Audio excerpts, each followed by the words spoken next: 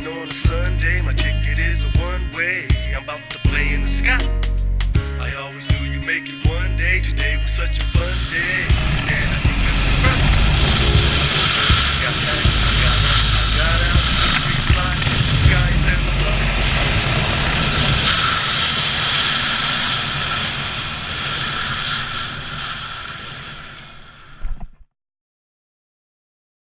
Yeah. WazzyCircus Radio, a show where I sit down with some of the most amazing people that I've met in over a decade of professional skydiving. My guest today, I can safely say, is one of the most experienced and professional skydivers that I've ever met. Okay, whatever. I don't fuck, man. Hey, here's the deal. You know somebody that's amazing. You guys all know people that are amazing, but they don't fucking put it into action like this. And right place, right time. I don't care what you call it. He was there. He's grown with the Spaceland family. He's creating the new teachers of the fucking sport. Listen, a lot of us create new skydivers. I was doing it this morning, man. But I'm not creating the new teachers. Maybe I'm trying at the tunnel, but I'm not creating the future of the sport. My guest today is, fuck off, man, let me finish. Dude, hey, you're killing it, man. All right, you had it. All right, founder and creator of the Skydive Rating Center, Skydive Spaceland, one of the hosts and maybe the creator of Gravity Lab Radio with Nick Lott. Super cool. Shout out to Nick Lott. Shout out King Bitch. mighty shout out. My guest, my honor, my privilege, DJ Marvin. What's up, Waz? So first of all, crushed it, dude. Thank you, dog. I've been working on that shit, son. Dude, our friends listening to this, Waz is like, I'm going to practice the intro. I'm going to rehearse. I'm like, bitch, get this done. Man, Waz. It's not easy, man. A lot of words in your face, you know? Dude, you know Gravity Lab Radio. So yeah, I am the founder and owner of the Rating Center, the founder and the owner of Gravity Lab. Okay. And with Gravity Lab, we put a camera down, we hit record. There ain't no editing. There ain't no practice. There ain't no bullshit. Right. So let me say one thing about Gravity Lab. I had an inkling of a podcast in the back of my brain, like a lot of you guys do, man. You guys know cool people. Your life's pretty badass. I don't care if it's SUP yoga or BMX or skate parks, right? You know you can pull some shit off. I had it inside. I watch a lot of Joe Rogan, as you could tell, right? And I'm like, I could fucking do this. And then I was invited to be on your show, which was super humbling and honoring. And I was like, I was super honored. Yeah, I'm already fucking up. But all good. I mean, you guys are like the upper echelon with Spaceland. You know, the Boyds have done magic, and you guys are the rating center. I mean, you create and drive the instructors of one of the best drop zones in the country, and I was on your show, and I was able to talk to you and just be myself. I know some people are intimidated when they first meet you, but you're so soft-spoken. You're like that wise owl in a comic book store. I just came up with that shit, right? It's the truth, man. Yeah. Like, you're that stable rock in this fucking river and torrent of swoopers and free flyers, and I'm the best, and I'm going to be a tandem instructor and an AFF instructor. I'm going to coach. I've only got 80 jumps, but I'm badass because I got tunnel time. You know, they're coming at you, son. And, like, you handle it very calmly and coolly. And everybody that walks away from you is, like, blown away by the respect you give the low jumpers. Like, or not low jumpers. I'm sorry. New jumpers, man. People that are trying to learn. Yeah. You accept them. You don't shun them. Of course not. You've built an empire on it. Not an empire, but you know what I'm saying. Dude, I started skydiving in 97. And I started 97? 97, yeah. Some of our jumpers weren't even alive yet, right? So I started in San Diego, and I traveled up to Paris, and I enjoyed my time at Paris, but I was shunned. You know, it was very cliquey, and Paris is up and down. Some years are awesome. And those years... Paris, California. Yeah, Paris, California. That year, it was a little uptight, and it was hard to get in. And I jumped there for 3 weeks. Wait, so this is what, 2 years later, a year later? So you're like 98? 1998. 98, that's when I went to college. Yeah. So 98, you show up in Paris with how many skydives? Man, 120. 120. How'd you learn? Learned AFF. You learned straight AFF? Traditional AFF. Did you do a tandem? Nope. My first tandem was to become a tandem instructor. Mine too. Yeah. How many jumps do you have? 700. Oh shit! I had like 480. Yeah, I had 700 and never knew I wanted a tandem rating, but did it. I went from Paris to Elsinore to try out both vibes. They're 12 miles apart. How many jumps did you get in Paris when you got there? Oh man, I probably did 5 a day. I did 3 different days there, so not tons, 15. At Elsinore. Real quick before we leave Paris. Yeah. Okay, so you went to Paris first and not Elsinore. Yeah, because I lived at this point when this happened. I lived 15 miles from both, so it was okay. Right on. Check which one I like better. My experience was when we went to Elsinore first and jumped, and the vibe was like really fucking chill. Yeah. And then we went to Paris, and it was super intimidating. Yeah. And me and my friend had 120 jumps exactly. We went on the Cali tour. At 100-something jumps, everybody's going to the Mecca of the West Coast. Yeah. Right? So you go to Paris. Was the jet flying? This is pre-jet. Pre-jet? This is pre-jet, if I remember right. Because the jet was, 98. 99, 01, somewhere in that range. Okay. I went to Elsinore. I was getting my rig out of my trunk. Somebody invited me to skydive. I was walking into Manifest. I haven't seen you here. Somebody invited me to skydive. See what I'm talking? That's what I'm talking about. So I will throw out straight love to Elsinore because that's where I learned this passion for the new jumper. Here I am, a no-jump chump, and everybody's inviting me to do something. And God, man, that love, that passion that people had to share it with the noobs, sometimes I've forgotten that passion, and I get super busy on a DZ, and people see me fly by. That's the intimidating part because I'm focused, I'm busy, I'm driven. Right. That I don't always have time to say hello to everybody, and I feel bad.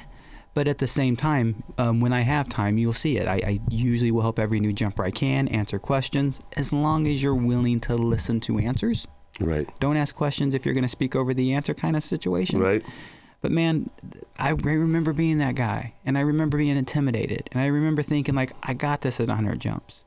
Right. And yet people loved us. So absolutely, helping the new guys out. That's where it's at. So, man, very similar experience at Elsinore. Me and my buddy we walk up, some tandem instructors on break. He's like, what are you guys doing? Because we had matching jumpsuits. We were straight out of Oklahoma 182 drop zone. We were a free fly team. We were this shit, son. We were going to Cali. The ghettos. So what was that free fly team? I forget the first name of our free fly team. God damn it. Anyway, we were out there. We had black and gray suits, and I had bought one of Olaf's old rigs. Yeah. So I had the white and black Javelin with the diamonds on it, right? And it was this weird material. Badass. It was my favorite rig, man. Anyway, we go out there and flop around, barely fucking dock, and, do our little shitty landings. But then Shimlecki and Tegel. Yep, JT. Come in on this fucking team swoop, okay? They swoop by us, and they gather their shit up and walk over to us and introduce themselves and say, hey, where are you guys from? What are you doing? We're on these teams. We could help, what. And it was fucking humbling because we knew who they were exactly. If I told Tegel, he's like, hey, because Amy was like, hey, I'm Amy. I was like, I know you. And he goes, I was like, I know you. You don't have to say your name, dude. My boy was like, Tegel, right? Like, we were like fans, man. We were like, it was like Bieber just landing in front of us or something, and we were 16-year-old girls. It was Jonathan Tegel, rest in peace. One of the best ever, man. One of the best ever. Just fucking killer.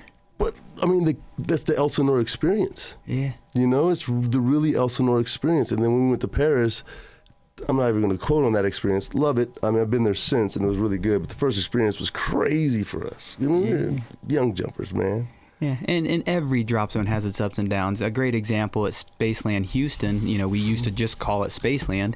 There was a time where we didn't have a lot of fun jumpers. We were more team and student oriented. And now you wouldn't believe me because you go there and it's off the fucking I've hook. Never seen it any other way. And so all of us, we go through evolution. We go through stages. So, I say that about Paris in 98.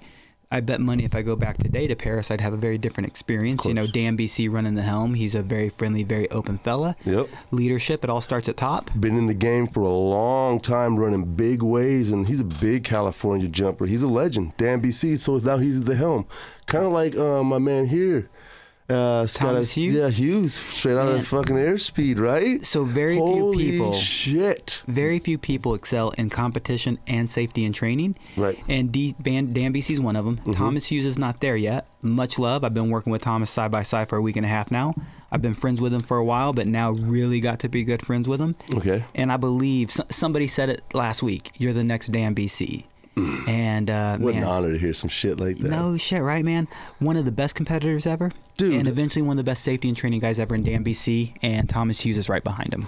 Well, Dan BC, many films, many training videos, many speaking events. Like above all else. Yeah. Yeah. The book. Man, all right. So you've lived all over the world as a military brat. Yeah. Is what you call it, right? What branch was your parents? Dad was a Marine for 28 years. And you didn't follow his footsteps in the Marines, or you did? No, I did not. I actually wanted to. So, in the last part of Dad's career, he was what's called on HIT, Hornet Harrier Introduction Team. Mm-hmm. He prepped bases and aircraft carriers for the AV-8B, the Harrier, and the F-18, the Hornet. Wow. And so I really had this passion for that new aircraft at the time, the F-18. And I really wanted to fly F-18s. Hornet, yeah. Fuck yeah, you did. So I looked at... It was an F-16 with two tails. Dude, and two engines. That's exactly what two engines, yeah. Yeah, fucking A. So I wanted to do that, and I actually looked at pursuing a career in the Marine Corps. I went to a recruiter's office, spoke with a recruiter at some point, and he said, look, son, you don't have 20/20 vision. At that point, they wouldn't accept fighter pilots who aren't 20/20. And he knew who my dad was and said, out of respect to your father, I'm going to tell you right now, you ain't going to get the job you want. Don't do it. So I was like, man, and then traveled different paths. Just kind of, man, like most skydivers, you know, I've done a little bit of everything. I've heard that fucking pilot story over and over again. Want to be a pilot? What was the color blindness? Fucking killed some guys. I've had my boy, I'm not going to say his name, Air Force, badass. Something happened, man, and then he had to wash out. And he was a trainer. He was a badass. He was going for, you know, it's just, but you see when it's like when guys come in the tunnel and we got to tell them they have a shoulder dislocation and you shouldn't fly. Now, you can't, but you shouldn't fly. Am I telling somebody they can't fly? Like, I'm not that fucking guy to do that. You know what I mean? Like, I'm not going to crush dreams, but sometimes. So I see my pilot, my military aviation friends, when they cannot finish what they started, it's devastating. It is, dude. It's emotionally devastating. Then they go travel the world looking for that feeling, but I don't think they ever find it, man. And they end up being where they don't want to be. And that's the one thing. I want to be in charge of my destiny. Mm-hmm. And I found out that I wasn't going to have that opportunity to be in charge of my destiny. I don't need to be in charge, but I at least have the opportunity to go that direction. Failure's up to me, not up to you. So when that blow hits you, fuck it. What do you mean fuck it? Explain that to somebody that's struggling right fucking now with, I wanted to be a TI or a videographer and somebody told me no, or something fell out from between and I can't. Like, how do you keep going? Because to persevere to the point that you've gotten to, there's been 1,000 stops. Dude, every time I hit a stop, I have to think, what have I accomplished up to now? What have I lived through till now? So this breaking point, this bad thing, I compare it to all the great things in the past. If all those great things have already happened, then what great things are yet to come? Because in age has come wisdom. Because damn, I'm a jackass. Mm-hmm. And I've learned to think smarter, be wiser. And every time I hit failure, it's the cliche. There's the next step. It's not no, it's not yet. It's not no, it's not yet. Yeah. Or it's not this. And whenever it's not this, there's something better around the corner. Such a cliche, but they exist for a reason, man. That's not fucking cliche. Not no, not yet. That's so fucking funny, and she knows that shit's funny. Yet she has my wife is an educator, and she came home with a shirt on that had a bubble that said yet with like 3 dots. Mm-hmm. And I was like, Yeti? Is that a Yeti shirt? Because I got a Yeti. You know what I'm saying? She's like, no, yet. I was like, who thought of that shit? I was like, what does that mean? She goes, well, if a kid says, I don't get this problem, you're like, yet. And then I was like, that's the dopest shirt I've ever seen in my life. You know what I mean? So that's funny. Not yet. And the best thing that ever come to me. Not yet. I'm sorry. Hold on. Let me regrain that. Yeah, not no. It's not no. It's not yet. Yeah. Persevere. The best things that ever come to me were never given to me. The best things that ever come to me didn't fall in my lap. Right. They were worked hard for. My wife Valerie, you know her. Mm-hmm. I met Valerie. Shout out to Val. Yeah, mighty Valerie. That's how you do it. So man, I met Valerie in 2001, and I saw this girl across the hangar. I'll walk up like, yo, what's up, and straight up hit on her. Find out, no, dude. Like, hold on, run that back.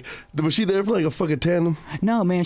I moved to Indiana in 2001 from San Diego. Indiana. Yeah. What city? Indiana. I was living in Bloomington, Indiana, skydiving in Greensburg, Indiana. With fucking Bob. Bob, yeah. I love Bob. Bob's my old boss. Bob Go ahead. I'm sorry. We're going to talk about Bob. I love Bob and his whole fucking family and the dogs in the pool. Your beautiful wife over here brought up a picture of me in a C-130 and with some friends, and Bob Doherty is on that jump with me. Doherty. Yeah, Bob Doherty. So that was Rantoul. That was Rantoul 2002. 2002. Yeah, C-130 blast, We're man. going straight to Rantoul after this. You new motherfuckers don't know about the Free Fall Festival, son. Free Fall Convention. Okay. So the Free Fall Festival in Puerto Rico. Y'all don't know about that shit either, son. But yeah, the convention. Yeah. So I walk into the hangar. Okay. I check into Manifest. This is Greensburg, Indiana. Greensburg, Indiana. Let me set the stage. I'm sorry, DJ. Fucking cornfield. Hold on. Was it a cornfield? Yeah.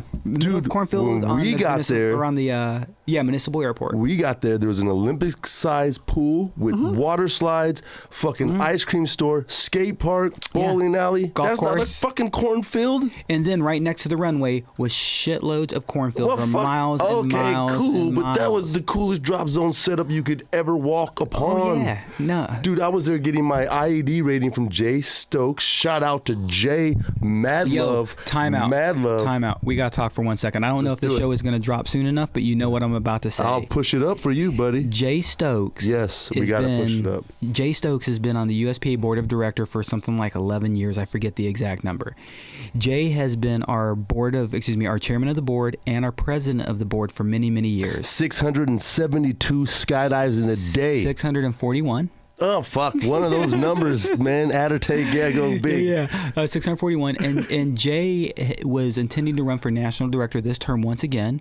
USPA changed their payment and registration process for elections. Jay's payment didn't get processed right. And because it didn't get processed right, he also didn't get a kickback saying it didn't. He thought he was solid. Found out he didn't register for the elections. So we got to write in Jay Stokes for national director. He has had the most votes of any national director for multiple terms. So he's well-liked, well-respected. He is my mentor and my hero. Yes. Fucking write in Jay Stokes. All right. So so when I saw you do that post, that get me, I was like, you're a political podcaster now, right? When I said that? Yeah. But that's right. If I didn't know, I thought maybe you were trying to bring him back. No, something happened with the payment. So they should just rectify that shit and put him on the ballot. What are we going to do, send emails? So no, there's nothing we can do except for write in. So October 1st, USPA elections open up. 642. Hold on. Okay. I'm sorry. I'm going to get the politics. Bring it back, mama. 642, 642 fucking skydives. And listen, there were more. Well, there were more. There were way more than that. Some of them were under 1,500 feet, so they didn't count. There were 641. He did 642. He landed off. He said, "Don't count it because nobody saw me land." Is that what it is? That's I've what heard it is. Other legends. But I believe you. Trust DJ. It doesn't fucking matter. It doesn't fucking matter. Listen to me. Listen. 642 skydives in 24 hours. How many jumps you got, son? How long did it take to get them? I know it took me 4 fucking years to get 600 skydives. Yeah, most people will never get there. Are you out of your fucking mind? You cannot calculate these numbers. It's like saying there's 100 billion stars in a galaxy and there's 100 billion galaxies in the sky. You can't count that high. You can't fucking fathom what he did. Yo, the videos I saw, he's disconnecting as he's flaring, grabbing a rig, hopping on the plane, putting the rig on the plane, rolling out at 1,500 all day. 2,100. 21? Yep. Okay, so what's the legal height? So his last record attempt was, 2 years ago when we were going for 700. The previous attempt at 641, the legal BSR was deployed by 2,000, so he was exiting at 2,100. So my numbers are fucked, guys, but still, it's amazing. So the last record attempt, we were going for 700. I say I was a safety officer. My wife was was on the record keeping team. Shout out to Val. Dude, she's a fucking beast, man. Yeah. And we had a waiver. He had a waiver for the BSR because it's 2,500. So we had a waiver to 22,000. So we were exiting at 2,100, and it was leave, pitch. Yeah. I mean, it was a beautiful thing, man. Imagine being in that plane that takes you and him up Man, dude, it's a fucking roller coaster of a ride for the safety officers. How many planes did you guys have for that event? So the first time he did it, he had only a few planes and the same What's plane. a few? 3 fucking planes? So he would actually jump from a plane, land, and the plane would meet him and do the same plane over and over and over again. And that was every single record attempt. Right. The last one was in Frankfurt, Indiana. And at Frankfurt, Indiana, we had multiple planes, 5 if I remember right. And we had one plane on the ground waiting. He would land and get in it while the other plane would descend. Oh, so he was waiting for the plane to land on the other ones? Well, no, they would meet. So using things like packs and porters because of the ability to A, climb fast, and B, descend quickly. Why not a King Air? Not efficient, hard to get in, small door. You got to think about it. Yeah, it's high off the ground. Yeah. You can't just dive into it. All of them are high off the ground, but they use a box. And literally, there's people by the door. He jumps on a box, dives in. As a safety officer, you dive over him and you actually latch him in manually. So I've got a beaner to straps and we click him in, brace against the door, it takes off. So it's a dive in. We have wrestling mats on the deck. You're running a military safety officer position on this. As soon as I get him unhooked. Yeah, so you're clipped to the plane. Full gear check. Full gear check as we get close. I offer them drinks, water, whatever. You were physically there, DJ. Yeah. And then when it's time to exit. That's fucking amazing. Because you ain't gave me a chance. I'm sorry, man. Your wife ever tell you talk a lot? Everybody, I got a show, DJ. I talk a lot. You beat me, bro. So you're on the plane with Jay Stokes as he's diving on and putting on rigs, and it was a good time, man. Like, so is he cordial on the planes? I mean, he's a nice guy. He's the best, Jay. But is he super focused, or is he like, hey, fucking A, man, later, boom? So this last record attempt was really odd because number one, Jay and I worked together full time for 4 years. We're best friends, or amongst best friends. He's absolute homie to me. I love him to death. And when I got in the plane, I'd never seen Jay crash more in his entire life on landing than I saw during that event.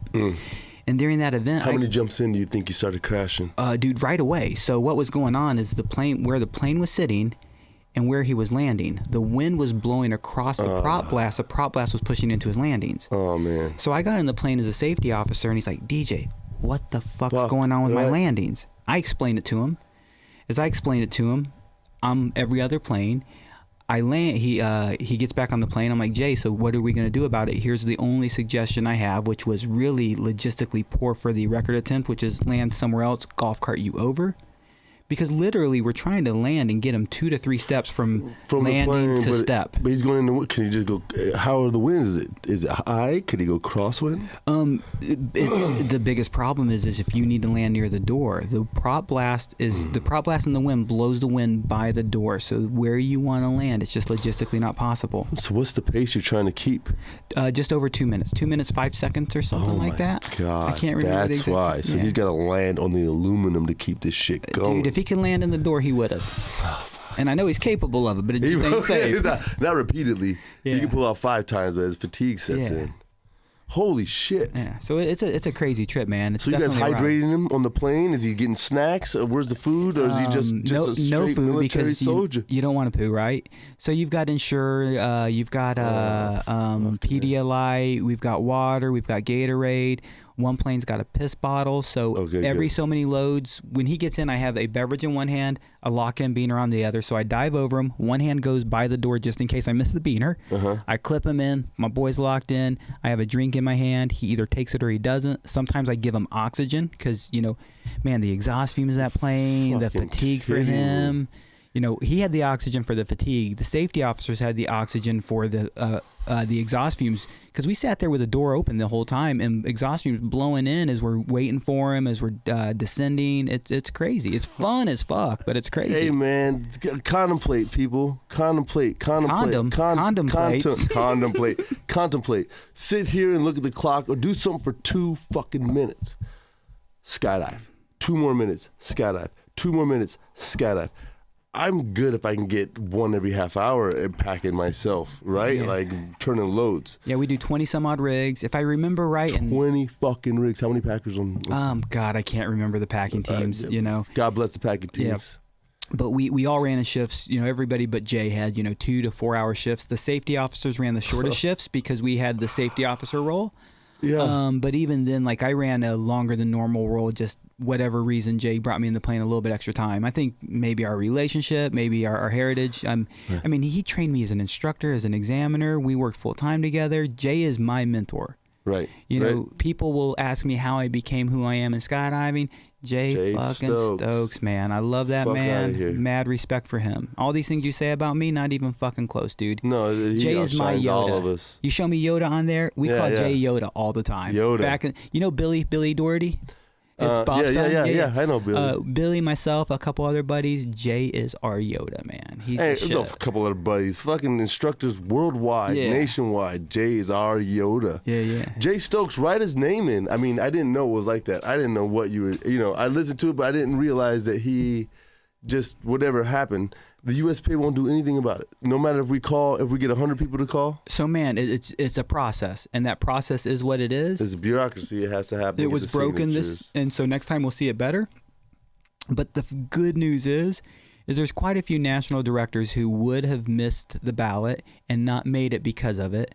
Jay Stokes is one of the few out there who I believe we can support in the write-in position. So you've shared my video. Mm-hmm. I am going to reshare that video a couple days before October and then the first week of October to remind all my friends. Please share it. Tell your friends to share it. Tell everybody to share it because we need to get Jay several thousand votes. Now, realistically, there's 8 national directors and somewhere around 1,500 to 2,000 is the bottom ballot getter. The 8th place guy or gal gets somewhere around 1,500. Jay can commonly get close to 9,000, which to me is a joke because there's 30 to 40,000 USPA members. Right. We bitch about USPA. We fucking complain that USPA is no good, but we don't fucking take action. Go to your board meetings. Vote for your national directors and your regional directors and talk to them. Our regional director is a guy named Chuck Akers. Approach Chuck. He's going to fucking talk to you. Ask him why there's a problem. He's going to tell you. Get involved with it. He will fucking listen to you. So if you got a problem with USPA, chances are you ain't trying. Right. Chuck is very accessible. Jay Stokes is very accessible. Most of these directors are. Right. But man, if you really want to complain, I have the right to complain because I vote, I talk to them, I get involved with the board, I go to board meetings, I've been on the board of directors. So I have the right to bitch. And I'll tell you what right now, mad respect because what they do is difficult and what they do is challenging. And I don't know much. I do know that if you're starting a drop zone, they've got your back. They've got attorneys. I do know that if your drop zone is under legal issues, like what's going on in Colorado and other things, they've got your back. They've got attorneys. They show up at court. I've tried to open a drop zone, and they had my back, and they were like, they would approach the airport. Shit didn't work out, but the USPA has your back as a skydiver. Yeah. If you're not utilizing the services, you may not understand what they do. I've heard a lot of guys complain about the price increase recently about ratings and stuff. Go get Patty certified and see what that price is. But here's the deal. You're going to make a bunch of fucking money, so shut the fuck up, for one. But two, your drop zone may have closed if it weren't for the USPA. You would not have the job you're bitching about if it weren't for the company that you need to pay for. Not company, organization that you need. Sure. You need to support. Somewhere around 07, and I'm going to get the year exactly wrong, 07, 08 somewhere, the state of Indiana tried to pass a law. The Department of Transportation will license skydiving instructors by the state of Indiana.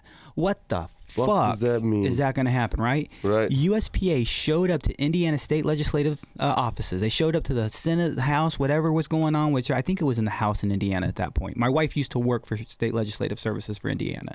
Mm-hmm. And in USPA showed up, USPA representatives showed up and helped stand against that policy. The state of Indiana, which I like Indiana, I live there, it's been a great place for me. But what the fuck is a state going to tell me, a Department of Transportation, about being a skydiving instructor? Let me take it one step further. My buddy Tony Dickey, friend of the show, he'll be on, or he's already been on. I don't remember. All right, he opened the France Tunnel in Lyon. Mm-hmm. Okay? To get his instructors rated, they had to go through the France FAA. Okay? Super strict guidelines, and the examiners couldn't even belly fly.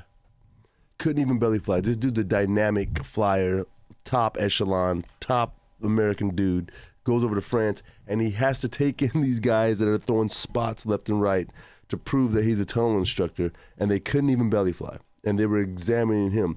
So what the fuck is the state going to do? And if the state were allowed to do that, what the hell is the U.S., what is Congress going to tell you? You know what I'm saying? People that don't skydive. That's crazy. Skydive Kapowsin had legal support. Skydive Kapowsin, I can't remember the other drops in the Pacific Northwest, but the states were trying to charge taxes on skydiving services. It's a school, it's a training methodology, so that exempts them from taxes. Texas has tried it as well. Spaceland had the offer by USPA. Steve Boyd said, I'm going to take care of myself. I don't want your money, which mad respect to Steve, because these other DZs took 5-figure amounts of support, and they didn't take it. They deserved it because they had to fight the state system for fucking taxes, man. Right. So USPA has done so much. When 9/11 went down, I don't remember the devices. I'm not a pilot, but when 9/11 went down, certain planes had to get certain devices all over the U.S. USPA stepped forward and said, these type of planes, caravans are specific, are doing these kind of operations. There's a reason we should get exemption for it.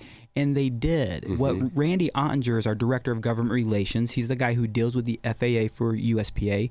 He is constantly communicating, and every dime he saves my DZO is $1 off my jump ticket. Gotta believe it. You know, You've gotta believe it. Steve Boyd, Joe Johnson, a Lone Star, all these DZOs, Rick Nelson up in Chicago. If we make them put a $50,000 device in their plane, they ain't paying for it. We are as fun jumpers. They're going to raise our jump prices. They have to. They can't do. What do you think Stubby's going to do in SkyTook? Yeah, it ain't going to happen, You know what I mean? dude. He's not paying for that. They're going out of business. Dude. Now our jump tickets go up where most countries it's $40-$50. $50 a jump, people, before rentals, man. It's ridiculous. The reason our rates stay so affordable in America, number one, the cost of fuel, but number two, some of that government oversight, man. You know, the government has a good bit of oversight, but USPA has saved me a lot more money than I've spent, no doubt. So speaking of government oversight, what about the new the president, air traffic thing? Yeah, the president's ordinance to maybe privatize air traffic control. Is it going to negatively affect us or make it better? Man, I've had this conversation. You know Rabbit.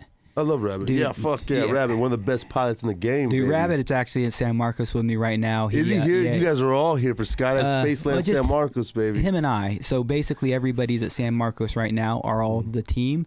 Rabbit's just over there with a plane. I come over to transition the instructors. So I just have. I'm a personnel transitional team member. I'm just here to help. But Rabbit and I talked about this on the show, and will it happen is a whole other story because it gets pushed hard, it falls away, it disappears. It gets pushed hard, falls away, they pull it off the board. So this privatization of air traffic control has gone up and down. Right. Now, initially, I'm for privatization of a lot of things. Yeah, me too. But the problem is the people who are pushing it and backing it are commercial airlines. So they're trying to take control of their wallet. So who are they going to protect? Whose interest are they going to protect? Hey, these airports, we need to make sure we have as much access to it. General aviation is getting in our way, so they're going to find ways to make it restrictive to GA, which technically skydiving is GA general aviation. Right. So at some point, they want to charge us more for each takeoff and each landing, for each contact with local ATC, air traffic control. Right. Yeah, it'd be like McDonald's. You got to pay every time you go through the drive-thru if you contact them. And back to it, who pays for that price?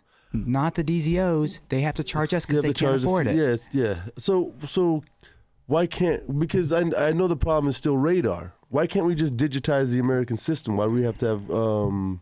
It's not. You're over my pay grade now, I'm man. sorry, man. No, I wish I could answer that. You know what I'm saying? Yeah. Like, why can't we just digitize it? But I guess I don't know. That's a question for Trump, man.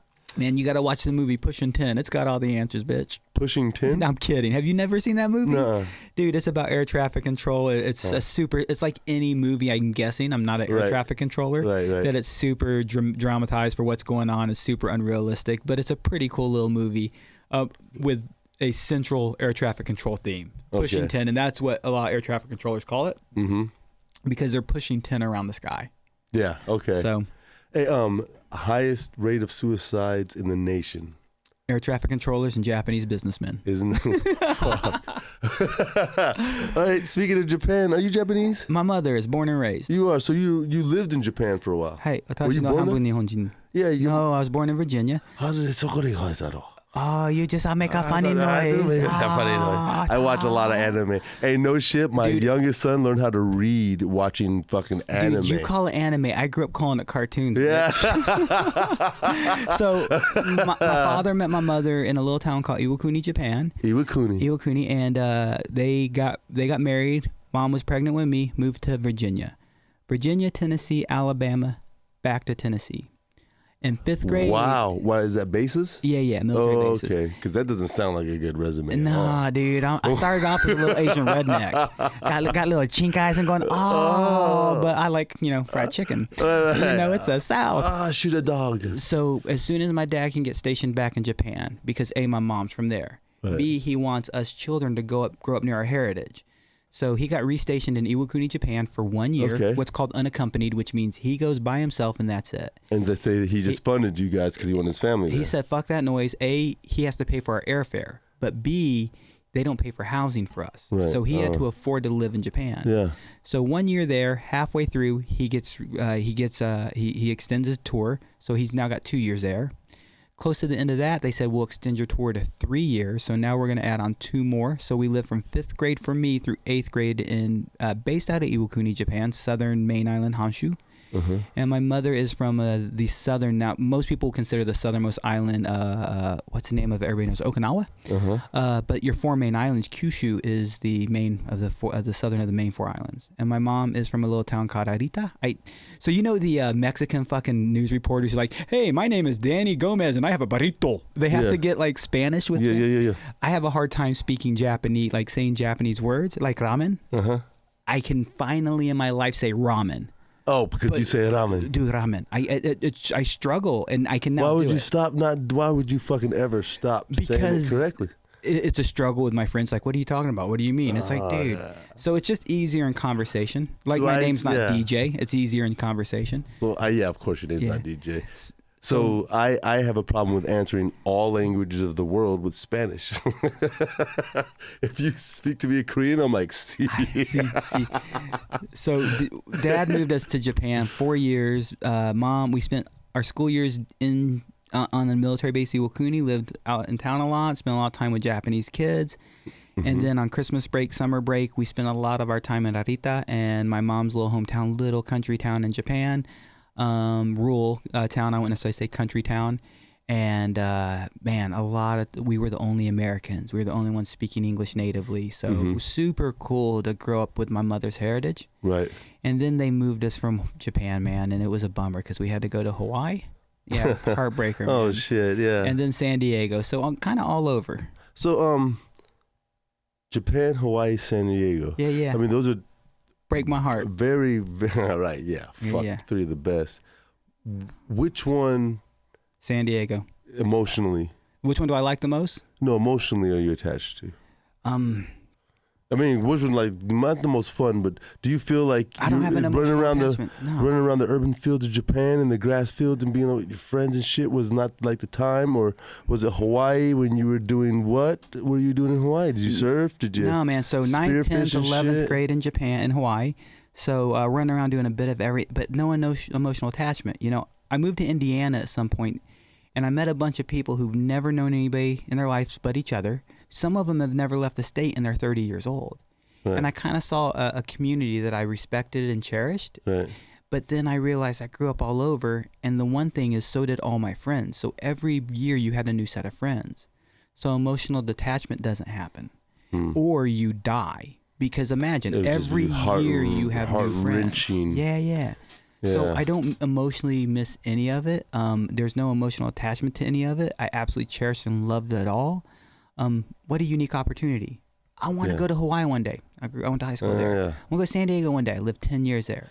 I want to go to Japan. So grew up there. There's a thing attached to growing up in Hawaii that I've heard from military guys, that the locals are fucking terrible. So for me, it's easy. I'm Hapa. Because you're half Japanese. Yeah. So your wife pulled up a picture of me earlier in front of the C-130, and you look at it, and people think I'm Mexican, man. I have brown skin. In Hawaii, I was way darker. Okay. Way darker. My mom used to make fun of me and call me Coco Jean every now and then, which is black guy. Because I can get tan enough that I make you look like a white boy, and you're pretty white to start with, man. But, my friends are white. I get real dark, and in Hawaii, if you're Asian of any type, then... you're okay. You're okay. And then I'm half white, Hapa Haole, so I'm a half white boy. Howleys, yeah. Haole bra. Yeah, Haole bra. You like beef. Yeah. So, I got along just fine. All right. No doubt. I watched my white boys get, dude, there were Hoppa Hally days, or Papa Hally days, where there are days that I saw white boys get beat up because usually you're a mouthy motherfucker and they use the excuse that you're white, but it's probably because you were a punk that you got your ass whipped by some local. But it did happen a lot. Not tons, man, but you saw it. Right. There's so no doubt. I no names, but my buddy grew up out there, and he's a fucking jiu-jitsu badass rolling fighter MMA dude, right? He's a Tandem instructor, beautiful family, but I was like, man, you always want to fight and roll and fucking put me in arm bars and show me new moves. I was like, what's your deal? He's like, dude, I had to fight my way through elementary school. So there was no violence for me in Hawaii. Yeah, you didn't look like him. You didn't look like him. He's an emo guy, you know. He's a white, pale guy with black hair. But no, dude, I had plenty of friends who were white. I had plenty of friends who were Hawaiian. I had plenty, like, dude, in high school, I thought he's not a mouthy guy. I mean, whatever. I don't know who he was back then, but the horror stories made me consider never taking my family there. Nah, dude, no, man. It's like anywhere in the world. You stay smart, you stay in the right places. Every place has its problem. Every place has its issue. You know, you just went to your Hawaiian fucking accent. Hey, it's all you good. Just treat everybody with respect, man. And I had white friends, black friends, Hawaiian friends, Asian friends. It didn't matter. I saw plenty of people never have beef, never have an issue, man. So you speak Japanese, like I speak Spanglish? Dude, so I spoke Japanese for 4 years. It's been 30 years since I spoke the language. You know our boy Yoshi Shihara? Yeah. Yoshi-san. Shout out to Yoshi-san. Uchiko. Yeah. Austin. Yoshi is, I've got to know him this week and I get to speak a little bit. Oh, fuck, you're brand new. You don't know Yoshi-san. Yeah, I've known of him. Oh, you've known of him, but let me tell you, motherfucking legend around here. Yeah. Yeah. Like, over the top. Yoshi-san is carving head down around tandems, making the best videos. Not some jackass showing his skill, but he's there. Makes it look good. Oh, he makes it look amazing. Before tunnels were out here, Yoshi's been jumping for a long time. Yoko Okazaki, all these old Japanese jumpers are fucking amazing. I was here 11 years ago. Okay. You know Jen Illingsworth? Yeah. Jen. Christian Perez, do you know him? I know Christian. I know Christian. They did their AFF. He's a philosophy professor, fucking San Marcos. Yeah. Texas. They did their AFF course together with Jay Stokes and I. So 11 years ago, I was out at San Marcos, and so that's when I first learned who Yoshi was. You taught Christian and Yoshi how to skydive? No, Christian and Jen, their AFF ratings. Yeah, because Yoshi came from Hawaii with Vic and Connie and Eric. You know, they were Eric jumping. Butts, Eric Butts. They were jumping in Hawaii for a long time, and that's where they got really big, and then they came here. That's where I first learned of Yoshi, was that trip, you know, how many years ago that was now? 11-ish years ago. And I'm ballparking 11. Yeah. So, Jen and Christian, and Christian came up to me this last week. He's like, yo, man, I don't know if you remember me. He gave me a little reminder, and then I was like, boom, and told him the story of getting his AFF rating. And said and done, I think, said and done, he remembered some of it, but when I gave him the details, he's like, that fills the gaps.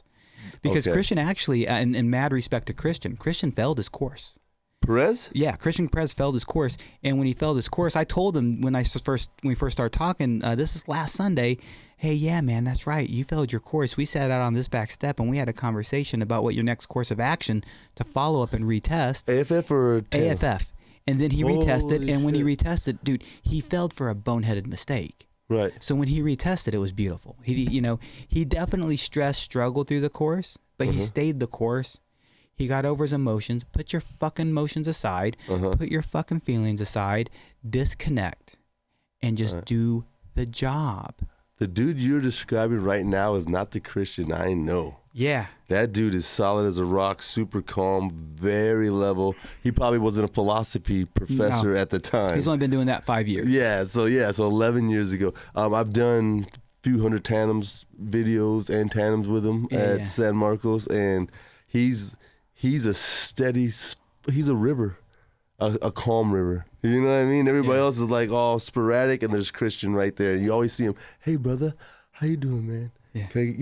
Hey, Waz. Like, he's so level. I love you, Christian. Shout out to Christian. He's a good dude. He's out in Colorado right now doing a little bit of a trip. He'll be back soon. But so he's still staff? Yeah, he's on staff in Houston. Actually, I did his orientation, and the next day he took off. So he hasn't even got to really work much at Spaceland San Marcos. All right. So, dude, what a great opportunity, Spaceland San Marcos. Oh, man. Skydive San Marcos has such a fucking solid foundation. Start with Steve Van Buren, go to Phil Chappell, go to Paul Illingsworth, and the Illingsworths. Then Vic was one Jack, shout out Jack. Help run the place, man. And they have Connie Crucy. They have such a solid foundation of instruction, such a solid foundation of staff. And then Skydive Spaceland and the passion we also have, and the merging of the two companies right now. It's been a beautiful week and a half, man. It's been challenging for me, but beautiful. So I want to ask you about the community of Spaceland. Let's talk about staff first. What different? Because the Nardies run 3 or 4 drop zones. I'm sure the Hills own a couple. I know Chicago sends their planes other places, but Mr. Boyd is locking it down and running multiple drop zones at the same time with this universal jump package, where you buy a universal jump package at one place, it goes works everywhere. Yeah, this is the future of skydiving, and it's amazing. How do you hold that together? What holds the staff there where other drop zones can't hold the staff? So number one, none of us hold staff, man. We are a nomadic people. We are vagabonds. We are travelers. Gotcha. Almost all of us full-time skydivers got in it to see the world. So we don't hold staff, but we attract good people.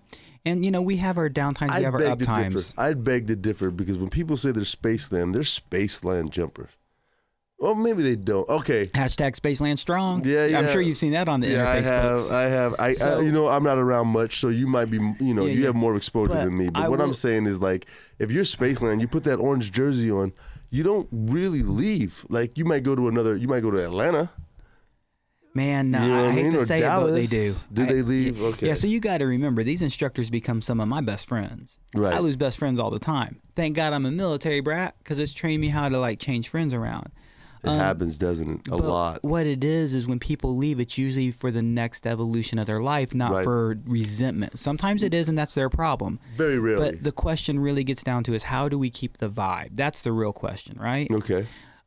Steve Boyd is, and probably saying that, don't know how Steve will feel about this, but I'll tell you right now, in my life with him, I've been with Steve for 13 years now. He is fucking family to me. Steven is a brother to me. His sons, Eric and Zach, are family to me. Respect. But Steve, at some point, I really believe, was burnt out of the sport and didn't have as much of a passion, and several years ago revitalized, turned back on, man. He's out there free flying, man.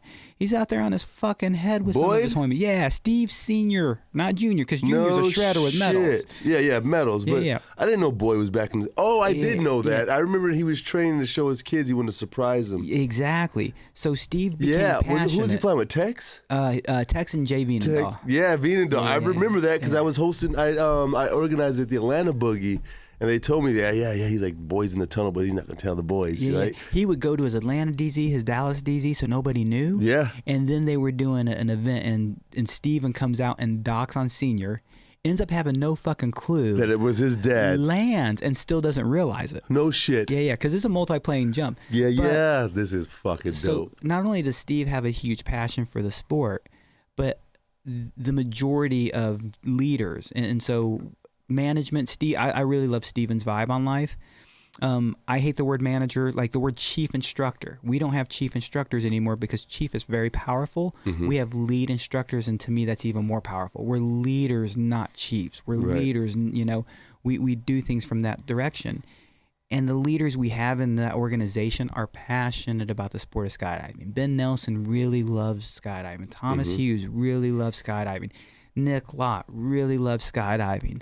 I'm still checking it out. I might learn to like it one day. It's hard, man. Yeah. It's so we all have such a huge passion, and everything starts at top. So like Paris Valley I mentioned earlier, they kind of had their, ups and downs, but with Dan BC, with such a passion for the sport, Paris is definitely a strong place right now, because their leaders are passionate. Nice. And if your leaders aren't passionate, man, then it's time for them to either move on or for you to find a new place. So here's my question. Are these leaders self-made, or do you develop a good leader? Like, do you have to... Yeah, so you can't give somebody the passion. No, you can't, man. So I can teach you skill, I can teach you management, I can teach you knowledge. I can't teach you passion, I can't teach you personality. So do you believe you can rein in personality and passion to make a leader, or is it too much of a free radical? Man, I've always been a leader, but I've not always been a good leader. Mm-hmm. Leaders, there's bad leaders in this world, no doubt. And I'll straight up say, and I'll pay a lot of respect to Steve Sr. and Bob Doherty, because both of them, and Bob. Jay Stokes, really, Jay and Steve, the biggest for sure, Bob some for sure as well. They taught me how to be a better leader. They taught me more about leadership. Nick, myself, and Steven constantly exchange. Listen to this audiobook. Check out this TED Talk. Check out.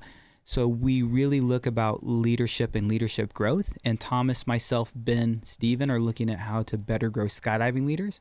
Nice. Most of us in the industry never held a normal job because we had the lack of attention. Mm-hmm. Most of the people in our industry have never been in management, have never had leadership stuff. Man, my wife works in government, and they've spent probably 5 to 6 figures in her career on leadership courses, counseling, guidance. Mm-hmm. And we don't have that in our industry. Kind of, we talk like the tunnel industry as well. So, we can teach leadership, but you have to have the passion first, and you have to have an open mind as well. So it's definitely trainable. If you have the dedication. Open mind, passion. So like I had Mr. Latness, Mr. Scott Scotty Latness Too Hottie on the show, and he's like, you got to be willing to be broke. You got to be willing to not make what you think you're going to make to follow your passion. What he's saying is you got to sacrifice for your passion, is what he was saying. Dude, it's no doubt, man. I make the funnest living ever. I don't make the greatest living ever. Right. Man, my mama's got a good job. I'm a kept man. That's where it comes from. So you either need to marry up, fellas, or marry gals. up. Gold digging. It ain't it's equal opportunity world. Gold digging hoe. That's what I am. No, but for real. Right. And there's one thing that blows my mind. I want to be an instructor. I don't care about money. I don't want to be an instructor. I don't care about money. And then 2 years into it, all you do is bitch about money. Mm-hmm. Did you forget your passion, bro? Did you forget what you're doing? So why? What happens? Man, first of all, I have a passion for shelter and food. Right. So there's no doubt that passion exists as well. Right. But I think you lost your passion for the sport. And one thing, I train instructors. You mentioned that. I teach instructors all the time. Have a life outside skydiving. Damn, you have to tell people that. Dude, you do have to tell people that. If you drink too much water, you die. Oh, man. If you have too much oxygen, too much of anything is a bad thing. Yeah. And so A, have other hobbies, have other passions. B, get off the drop zone. And drinking is not a hobby or a passion. I'm not against drinking. But that's not your escape. Yeah, you got to do something. Hey, that is so difficult to digest because when you start skydiving, that's it. Mm-hmm. It's like a tunnel under the earth, and the walls are lined with canopies and helmets and dive pools and jump runs and spots, and that's all there is. I got stuck at one point. I got burnt at one point, and I got lucky. Right. So. Well, how'd you get lucky? I recognized it. I saw it. I got out of it. You know. So you were down the rabbit hole. Oh, for sure, man. For sure. I was burnt out. I struggled. I was really bitter, and I actually moved. I love Bob Doherty and Skydive Greensburg, but I was definitely getting in a bitter place, not due to Bob, but due to my lack of other things. Mm-hmm. And then I moved to Houston, and that was a fresh restart. Even though I still stayed buried in the sport, that fresh start was a huge help. I'm sure. And then you went from Greensburg to Houston? To Houston, yeah. Okay. So, and then here in Houston, I went from living on the drop zone full time, but Eric Boyd, I don't know if you know him. Eric Boyd, my buddy Hoop. A few of us got into flying RCs. I mean, at some point we had a dozen RC aircraft on the drop zone and flying planes all the time. Yeah. I eventually moved off the drop zone, and when I did, that was the biggest change for me. So did you meet your wife you met her on the DT? In Indiana. And then, in Indiana. And she came down were you guys in a trailer? So in Indiana, I had a house on a lake, condo on a lake. Yeah, but when you Space Land, you got the Space Land. And we had a 50-foot RV or 40-foot RV at the drop zone. And then when you moved off the drop zone, that's when... So we moved from Indiana. We brought the RV here, sold the condo in... Indiana. And my parents helped me out with that tremendously. And then lived in the RV here from 05 through 07. In November of 07, we moved into a house. Mm-hmm. And the opportunity to have a life away from the DZ was huge. And in 2008, I love Steve in Spaceland, but I resigned. I was a part-time examiner, full-time instructor. Okay. And in October of 2008, I resigned from full-time instructor, part-time examiner, and flipped the page. I incorporated the Rating Center in 2008, October. As a matter of fact, next month I'm celebrating my 10-year anniversary, taking my crew out. Yeah, dude, I'm taking them out to Lake Travis, and we're having a party, bro. Lake Travis here in Austin? Yeah, dude. 2 nights, 3 days, party for my examiners. Where? I got about a dozen people. I'm fucking telling you on this show, man. Okay, so tell me after. I got a boat on Travis, man. Cool, I'll tell you after the show. No, for sure, dude. I know where you're going. Deal. I know exactly where the fuck you're going. I'll tell you exactly. I'll show you on the map. No, we'll show up. Yeah. I'm good with that. I just ain't telling you over the air. No, yeah. Fuck the air. Well, this will air after that anyway. Yeah. Hey, scoot this way just a little bit. Man. There you go. Why are you so controlling? Hey, because hey. I get it, man. You mentioned a point a second ago when you were getting burned out, and my mentor Jack Reeves, and I say this all the time on the show. My mentor told me, he goes, "Hey man, fucking skydiving is fun. It's where you're jumping that has become unfun. You need to go somewhere and reinvent yourself. Yeah, and that reinvention is tough. And if you aren't willing to go through the process, you're gonna lose it." You're going to be one of those guys that shows up 6 years later like, yeah, I used to jump. I got jumps. My rig's in the closet. It's out. It's old. It's around. Not 6 years. That's 20 years. Yeah. So, I recently actually met a dude, and I won't say much because it'll be very easy to figure out who he is if I don't. And I don't want to speak down on him, but in my initial interactions and my initial time with this fella, I was not impressed as a human being and as an instructor. And then over the years, I've got to know him. I saw him change places. And when I saw him change places, he reinvented himself. He said, this is an opportunity for me to reset. He didn't say those words, but I saw the actions. And the first time he saw me at that new place, he was like, hey, DJ. He treated me a way I've never seen him speak to me before. And I'm like, oh, motherfucker, you're new. You're fresh. Let's try this again. And, man, I've fallen in love with that man. Right. You know, it's that what you said, reinvent yourself. If you move, don't try to be the same you. No. If you move, no matter where you go, there you are, buddy. If you don't like what you see, don't take it with you. Running away ain't gonna help you. When I came to Houston, Steve Boyd, and I only say this because it tells a little bit of the story, said you've come highly recommended. So I came with a little bit of a background. And the one thing I did in the first 6 months is I did nothing to try to change anything around me, and did everything to try to change me and let everything else affect me. So I say it again. Man, I don't know if I can. Yeah, okay. But the first you did 6 nothing months, to change anything around. So you walked in and you didn't try to kick ass. You wanted to adapt. I saw, and one of it is man, I saw the way Spaceland did stuff, and straight up, there's things I didn't like. And number one, if I didn't like them, let me get to know it first, because once I got to know it, one of two things were going to happen. Thing number one is I could explain why I didn't like it and explain a good way to change it. Don't come to me with problems. Come to me with solutions, right? Every time. But the second thing is what happened mainly. Man, I learned about a thing I didn't understand, and I really learned to love things. Of all the things I didn't like when I came to Spaceland, there was only one thing said and done in those first 6 months that I actually tried to affect a change in. As an AFF instructor, you'll appreciate it and you get it. At Spaceland, shaking meant pull. If you shake a student, they were supposed to pull. No. What do we use shaking a student for? Fucking arch, because when we leave the plane, we're afraid to let go with two hands because they're so jacked. Terrified. So Steve had us sat down with us instructors. One guy yells and bitches and argues with Steve, and he got nowhere. And I said, Steve, may I speak up? He's like, yeah. Steve, this is my suggestion to what's going on. And he says, what about this? And so he says, well, then how do you tell them to pull? A finger. How do they know it's a finger? Well, from the side we're on, hey, man, I'm pointing over to your parachute. Pull your parachute. Pull my finger like your dad did to you. You got a fart. That's cool. That's where I got it from. Yeah. So we're going to pull. He goes, so how do you point? With an open hand. Change it, DJ. We're good to go. So, A, I didn't try to change anything except for something that was a safety issue or a compromise for me. And B, when I did try to change it, I just had a rational conversation. I mean, I was passionate about it. But it was a rational conversation. But emotion gets in our fucking way, man.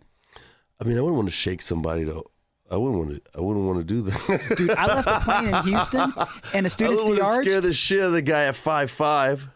Yeah, man, I left a plane in Houston and shook a student to get him to arch. And went, please don't pull, please don't pull. Yeah. The shit out of me. Oh shit, man. The Rating Center is a decade. Yeah, old. man. Scott Ladnis, fucking Scotland has 10 gold medals at nationals. That's a decade of kicking ass. He's got a lot of seconds, a lot of bronzes. I think 35 years of nationals is what he just completed. Yeah.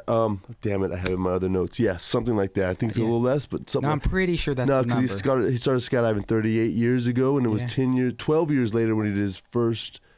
I don't believe it's that. Even I could whatever. be wrong. We're talking about fucking how many front rides you got? 600-700, which is not that many compared to Jay Stokes. Well, nobody's gonna. Not that many compared to Brom Clements. Brom got me my AFF rating, baby. Yeah. I mean, God, those legends. You want to talk legends? Brom and Ellie Clement. Rating Center, amazing. Skydive ratings, amazing. Zephyr Hills, you can't take Michael Watkins and Excel Skydiving, my brother, man, love him. It's not competition, it's just quality fucking instruction that's offered to you. I don't care who you go to get your fucking ratings as long as you're going to quality place. Quality. I send people to Jay all the time. I send people to Michael all the time. I send people to Brom, man. If you're near somebody who's going to get you the rating well, don't fucking spend $2,000 and fly to me. Now, that being said, I've been very blessed. I've had people come from Australia, from South America, from Europe. Right. Because they like my brand of personality, which means they're fucked in the head. But, if you like the way my crew works, then we'll help you out. Man, he listed those countries fast, but these are people from all over the world investing tens of thousands of dollars to skydive at Spaceland, learn ratings, go big. You guys we have fun. Yeah, we have fun, man. Good time, man. Hey, a decade of training instructors. Yeah. So before that, you had how many years of training students? I couldn't. When did you start skydiving? 97. 97. Okay. Got rated in 02. And you met your wife in 98. No, I met my wife in 01. And we started dating in 03. What was 98? 98 was the move to Elsinore in Paris. Oh, okay. Yeah. I'm sorry. It's I'm all sorry, good. guys. You don't know my life. Yeah. You're not Monkey creepy shoulders, then. son. Man, I tried. I've done a lot of research. I tried my best. Because when I was on your show, you fucking knew everything. So I just tried to do my best for you. My brain's a steel trap. I remember certain things, and that's about it. Right on. Why be an instructor? Why? So early, I don't want to make it my job. I don't want to make my hobby my job. I said that once. So when I first started skydiving, so first of all, I have a little bit of a background in education. Not a huge background, but I definitely have been What did you do, fucker? What was the... Come on, that's amazing. No, Weren't you a magician? No, I practiced magic at some point in my life, yes. I probably have 5-7 years of magic in my life. I stopped doing magic because I heard you got AIDS. You know what I'm saying? Bad jokes all day. No, man. A friend of the family, was a magician and got me into it. But actually, at some point, I taught traffic school. Traffic school? Wasn't it a comedian magic show, traffic school? Too? I did magic in traffic school. So, hey, you talk about traffic accidents, you get linking rings. I had card tricks. I had all sorts of shit, floating balls in the room. How many hours is that fucking course? 8 hours by law. So you had to do something. Yeah, and that company, I loved their philosophy. Anybody can teach traffic school, but not everybody can keep your attention. Right. If you're having too much fun, you're not learning. But if you're not having fun, you're not learning at all. So at some point, I'm like, and I have other teaching background. At some point, I'm like, man, I love teaching. I love skydiving. I want to make this my job. And then I suddenly said, I don't want to make my passion my job. And then in 2000 and... what is the reasoning for that? Man... Because at some point, it's a job. At some point, it's work. At some point, it becomes grading. There's no doubt in my mind. There's times I have to get my airplane. But isn't it better than what you're fucking doing, though? It's better than a cubicle and better than a ditch. Yeah, so who gives a fuck if it becomes your job? But at the same time, if I had never gone to the other way, if I'd never worked the jobs I did, I wouldn't have the never know what you were running from. You got it, man. So if I never worked in the oil fields, I would not understand how good I have it in the tunnel. Yeah. So 100%. In 2002, if I remember the year right, 01 or 02, a guy named Lee Whirling, Skypunk is what we know him as. Skypunk went in on a base jump in Florida. He's from Indiana. He's a buddy. I didn't know him as well because I'm new to the crew there, but definitely a super good dude. I loved him. And Skypunk lived life to its fullest. Mm-hmm. And in his passing, a lot of my friends mourned way deeper than I ever could because they had a decade with him. But I was like, man, the respect and the love this man had and the respect and love that he gave and the passion he lived life. And I'm like, you know what? I've always wanted to try it. Fuck it, I'm going to try it. I'm going to go skydive for a living. and absolutely fell in love and had a passion for it. It's amazing. So instead of taking the death and running away and saying, this isn't for me, it fucking emboldened you. Inspired me. Not just emboldened, but inspired me. So initially it was the passion to live life. And then I got burnt out and, those over those years. And then what I learned is it's not about the passion of skydiving anymore. It's the passion of life for me. Mm-hmm. Because a lot of us want to share, and how it started for me, I want to share this dream of flight with you. I want you to understand what I can do and what my friends can do, and that was such a wonderful passion to share. But then as time changed, I met my wife through skydiving. I met my best friends through skydiving. I met my life through skydiving. Skydiving has not only given me all these valuable people, but it's given me my valuable lessons. Mm-hmm. The passion, patience, and understanding I have, which is nowhere near what I need it to be and nowhere near good enough, man. I'm still fucking struggling every day with this shit. All of us. But all of the growth I've had has been through the understanding of the sport. So I now want to teach new jumpers, not because I want them to get skydiving out of it, but the life reward, the life lessons, the life payment. Yeah. So it's going to take people years of being in the sport to get there. Yeah. So I went from training students to training instructors. You know Matthew Peterson? Yeah, I know. I love Matt. Peterson, man, we were sitting in the loading area one day. He elbows his tandem student. Yo, see that dude? Points at me. He trained all of us on this to be tandem instructors. Yeah. And I looked around, dude, and there were fucking 6 tandem instructors besides me. Nice. And what that meant is, by extension, I took 7 people on a tandem on that skydive. Right. Some of them to this day are jumpers. Some of them are examiners. Dude, I've trained people with gold medals. I've trained people with world records. Super rad. I've trained people who have changed their lives. Yes, so the passion of life is what inspires me now. And that passion goes on. It's like an energy that you touch somebody with, and it goes on them, and they touch somebody else, and they touch somebody else. You can see it. So the Ghetto Birds, my crew. Remember Ghetto Boys? The Ghetto Boys. Bushwick Bill. Oh, yeah. So they took my first jump course. Yeah. All of them. Most of them. Now there's like 20 fucking Ghetto Birds. I don't know about all the new ones, but the under 10, I took them from 0 to AFF TIs, man. I've trained I've taken maybe 7 guys from 0 to AFFI. Yeah. Like, I wasn't there the whole journey, of course, but I got them through and inspired them enough and showed them that I loved it so much that they kept with it. And it's fucking cool getting these texts from these guys about their jumps and shit, and they're ripping it up. And now, dude, I mean, I'm 13 years in, right? Yeah. So I got guys with 4,000 or 5,000 jumps. Like, my students are passing me in jumps because I'm in the tunnel now. Yeah. I'm not grinding as much as I would love. They're passing me, man. I'm more of an administrator now. Dude, yeah, I'm an observationalist now. I'm just watching these guys and just commenting on it. Yeah. They're taking to new fucking levels. A decade old. How many instructors have became examiners? I've seen some pictures on your site that you do examiner. Listen, an examiner is a fucking professor. Who trains professors? Who trains a fucking professor?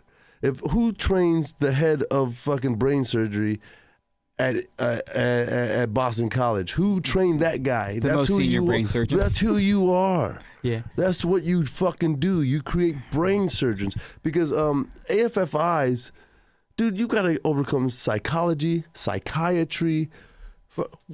I'm more of a counselor than I am an instructor when I do AFF, right? Define, what is fear to you? False expectations appearing real. Okay. It's an acronym. That's cool, but okay. We are mired in fear. We walk in the DZ or the tunnel in the morning and we go waist deep in fear. These people are scared and we're their one. We're their hero. Yeah. Right? Okay, so if you're that person, I mean, I don't know how to explain this question, but what is fear and how do you overcome it with the very experienced 3,000 jump AFF wannabe, instructor wannabe that's scared he's going to fail? Right? So I understand the question for sure. And first of all, that acronym means a lot. False expectations appearing real. Think about any time, and I have this conversation with new jumpers, with instructors, with whoever. Think about every time you've had fear in your life. In hindsight, it was a false expectation that appeared real in the moment it existed. The anticipation. If you can put that false expectation aside and go on with no expectations, Now you have no nervous energy. Now you're going in with curiosity. Now you're going in with passion. How do you do that? What are the magic words that transfer somebody's brain from I'm going to die to this is brand new and it's fucking rosy? Jay Stokes taught me a thought process, and then I expand on it myself. Okay. And Jay likes to tell new jumpers, you have butterflies in your stomach, and so do I. Yours are flying around banging heads. Mine are in formation. Now, here's where it comes to the next level for me. Son, get the fuck out of here. How do you get in formation? That's the problem, right? And here's how it works for me. When you're in a fear zone, when you're in a fear point, what if I will do this? What if this, I will do this? What if this, I will? So every time you get a what if, you answer it. Right. If you answer the doubt in your mind with that's how you put them in formation. Now you got your butterflies in formation. And when they're in formation and that bullshit happens, you can go, boom, I know where that bird is. I know where that butterfly is. I liken that to gear fear. So for years, ghetto bird status, homie, I jump $200 parachutes all the time. I've got a lot of cutaways on old Sabre ones. Mm-hmm. Sabre ones that should have been retired, but I couldn't afford to skydive, man. My first rig was a Sweet Hog. Damn. Yeah, no shit. And I got it for $100 that I mowed off. I mowed off to get that rig, right? Then I bought an old Javelin, man. The gear fear, I put it. Oh, I don't need that. I was just looking at the picture on there, man. That's a fun picture. That is a fun picture. We'll get there. But my gear fear, I put it in formation. Did I cock my pilot chute? Fuck yes, I cocked my pilot chute. Did I flake my canopy? Yes. Did I flake the nose? Of course I did. Is the slider flaked? Yes. Are my toggles stowed correctly? Yes. I put them in formation. I got rid of gear. Well, actually, hold on. When I was jumping cheap shit, you just get out of the plane with gear fear. It's called diving for dollars. You just fucking go shoot video and hope this shit opens. But now that I've got quality gear, right? I've got a PD Velocity, I've got a Micron, I've got a PD Reserve, I've got L&B on my wrist, I've got Cypress on my back. It's easier to put the birds in formation when you've got these fucking dealers around you, right? Sure, oh, it's easy to put your canopy in formation if you jump. So I was talking to a guy earlier today at the drop zone, older dude at Texas Skydiving, and he's like, yeah, I had a Silhouette. Is that a parachute? Yeah, Silhouette. Were you over at Lexington? I was at Lexington. Okay, cool, man. David Moore, what a good dude. David's the best. I love David, man. Cecily, the best. I trained them both as instructors. Did you? Yeah. Good for you. I trained both of them for tandem, both of them for AFF. Good for you. Cecily just got her shit. Cecily just got her tandem. She got her AFF earlier this year in Dallas. Yeah.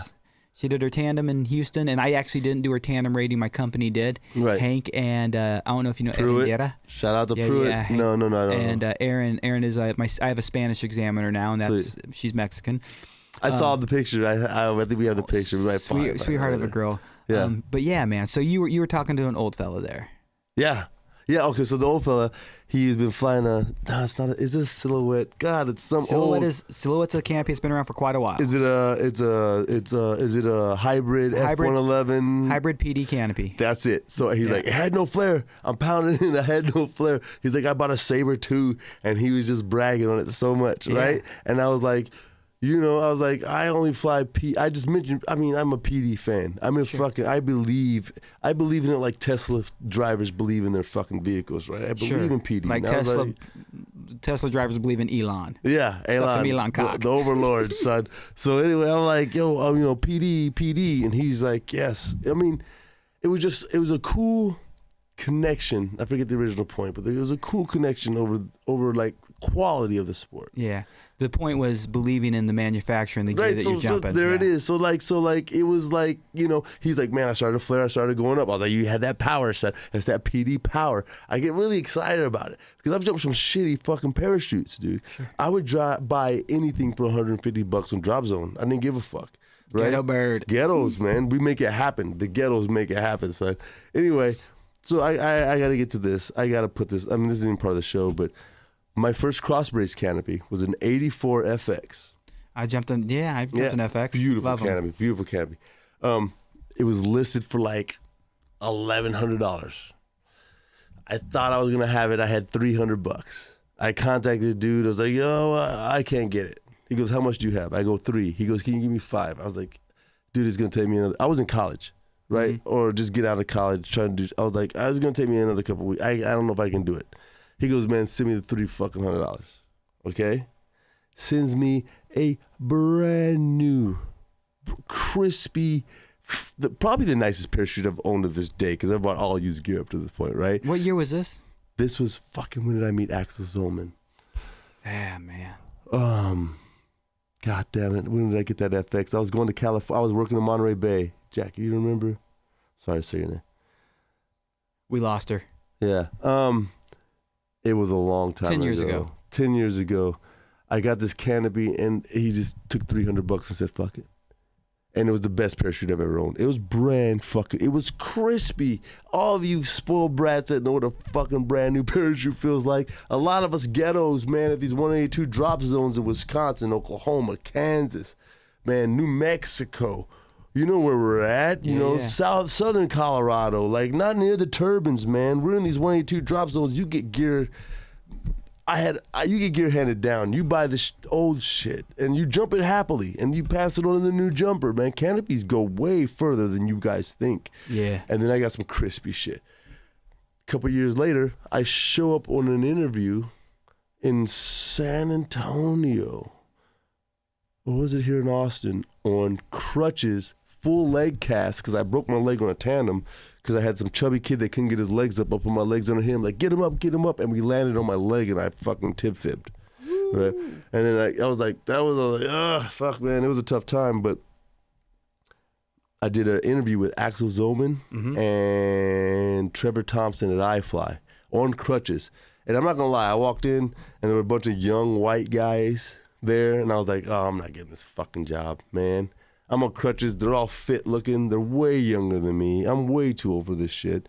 And I've been told not to mention skydiving at all in the interview. I've been, Aaron Necessary, shout out Aaron, told me, don't mention skydiving. Like, get the job. Just be you. Don't mention skydiving. As soon as I sit down, I skydive, right? I couldn't help it, man. Axel fucking Zolman was there. I met him in Eloy maybe 8 years before that. Before he sold me the canopy, him and Yoko were there training freestyle shit. And I saw it. I got out after them as a fun jumper in a sit fly, and I didn't pay attention. I just watched her, and he stayed right there, and she was flipping and spinning, and he didn't move. And I was like, how the fuck are they doing that? I didn't believe that people could stay stable in a sit the whole skydive. I thought it was a moment. I thought you would. Sit flies are a moment in life. Yeah, it was like, and you laughed about it, and then I didn't know you could hold it the whole time. No shit, dude. No shit. How many jumps you got then? That was 120, 130 from a Cessna drop zone. We get 20. We're getting out at 8.5. 10's a good day. 10's never. 10's for tandems who pay full price. I was an IED student, right? And back in the day, for me, it was $50 a jump. $50 a jump. I show up with $50 a jump, man. The instructor would be like, I tell this story, man. I was spinning out of control. I was like, how do I fix it? He's like, stick a leg out. It was equivalent to the tunnel instructor telling you, pay for coaching. That dude's like, you're not jumping with me. You pay for coaching, man. You know what I mean? I was like, I'm not paying for coaching. He's like, stick a leg out. That's all I fucking had. You know what I mean? And then I see them doing sky ballet is what I thought. And then I saw her, the first person I ever saw swoop. I'm going to have Yoko on the show. The first person I ever saw swoop upon was Yoko Okazaki. I was in canopy behind her, and she did like some big 270 in Eloy and drug her feet on the pond and landed, and I landed next to her, and I was blown the fuck away. Man, it was fucking crazy. Yeah, so Axel sold me my first cross-brace canopy, and I want to bring it to this canopy progression. It's fucking killing us. It's still killing us. We're getting better. We're way better. So over a 10-year span, we had somewhere near a 50% fatality rate due to canopies. Yes. In the last 3 years in the U.S., it's 24%. So my question is this. Was it because the new canopies were so hyper-performance and not respected? They weren't ready for them. It wasn't even the performance level. So canopy technology has advanced significantly over the last 20-plus years. But canopy education did not advance until recently. Exactly. So I'm saying, were the canopies too badass before the education? Yes. So these guys had to figure out the new canopy education by slamming in. So they're heroes. To a point, yeah. A big part of it is the education was available. Because in 98, I was getting canopy coaching. This is pre-internet, son. But 98.99, it's not even pre-internet, yes, but if you have a passion and you have a love and you want to learn, you will find it. I started getting canopy coaching from the very beginning because I had a passion and a love for flying a wing. And what it really is coaching was a thing we didn't do. Coaching is a thing we didn't get in the sport. And coaching is really a modern thought process. I remember for years trying to convince people to get coaching, not through me, just through anybody. To now, last year or this year, said and done, if the numbers stay the same over years, this year I'll do somewhere between 20 and 25 canopy courses myself, not my company, just me. And I'll do somewhere around 100 days of individual canopy coaching. What the fuck, dude? I couldn't get that done in 10 years at some point in my life. So today's day and age of education, that now God bless the tunnel. People curse the tunnel, and if you're a skydiver and you're cursing the tunnel, you're a fool. You're an idiot. And if you're a tunnel instructor cursing the skydivers, man, we one love, my friend. Yeah. But man, the thing, they don't understand. Many things I love about the tunnel, but one thing for certain I love about the tunnel is the tunnel has really taught people the value of coaching, and as tunnels have expanded, coaching and skydiving has expanded. And wow. Yes, it's my living, but I don't fucking care about that because I don't make tons of money doing it. No, but people are fucking safer. There's less around my wife safer. Helicopter rides. There's less poundage. There's less collisions. Yeah. Well, there's still poundage after hours. You know what I'm saying? Yeah. Yeah. You ever been in the RV park? All right, man. Rentoul. What have we lost with the convention? So it'll never happen again. There's so many reasons why it won't happen again, and Don Curlin, God bless him, did a great job organizing it. So the days of the large boogies are almost disappeared because once upon a time, the boogie existed because turbine drop zones were very inaccessible. Right. Now the vast majority of states have turbine drop zones. Right. It used to be you'd have to drive a day to get to a turbine. Now you can drive hours, if not 20 minutes. Right, so let's back up. World Freefall Convention. Yep. Like you're saying, most drop zones were 182s. And then these guys started in Oklahoma. And this is why the Oklahoma records are impossible to break, because these fucking guys did it 30 years ago at the freefall conventions. They bring in every turbine in the fucking country. Is that right? So from Mullins to the Hills to the Nelsons. Oklahoma really actually has the heritage. Not for that, it has the Muskogee. Is that the name of the town? Muskogee. Thank you. It's the Nationals.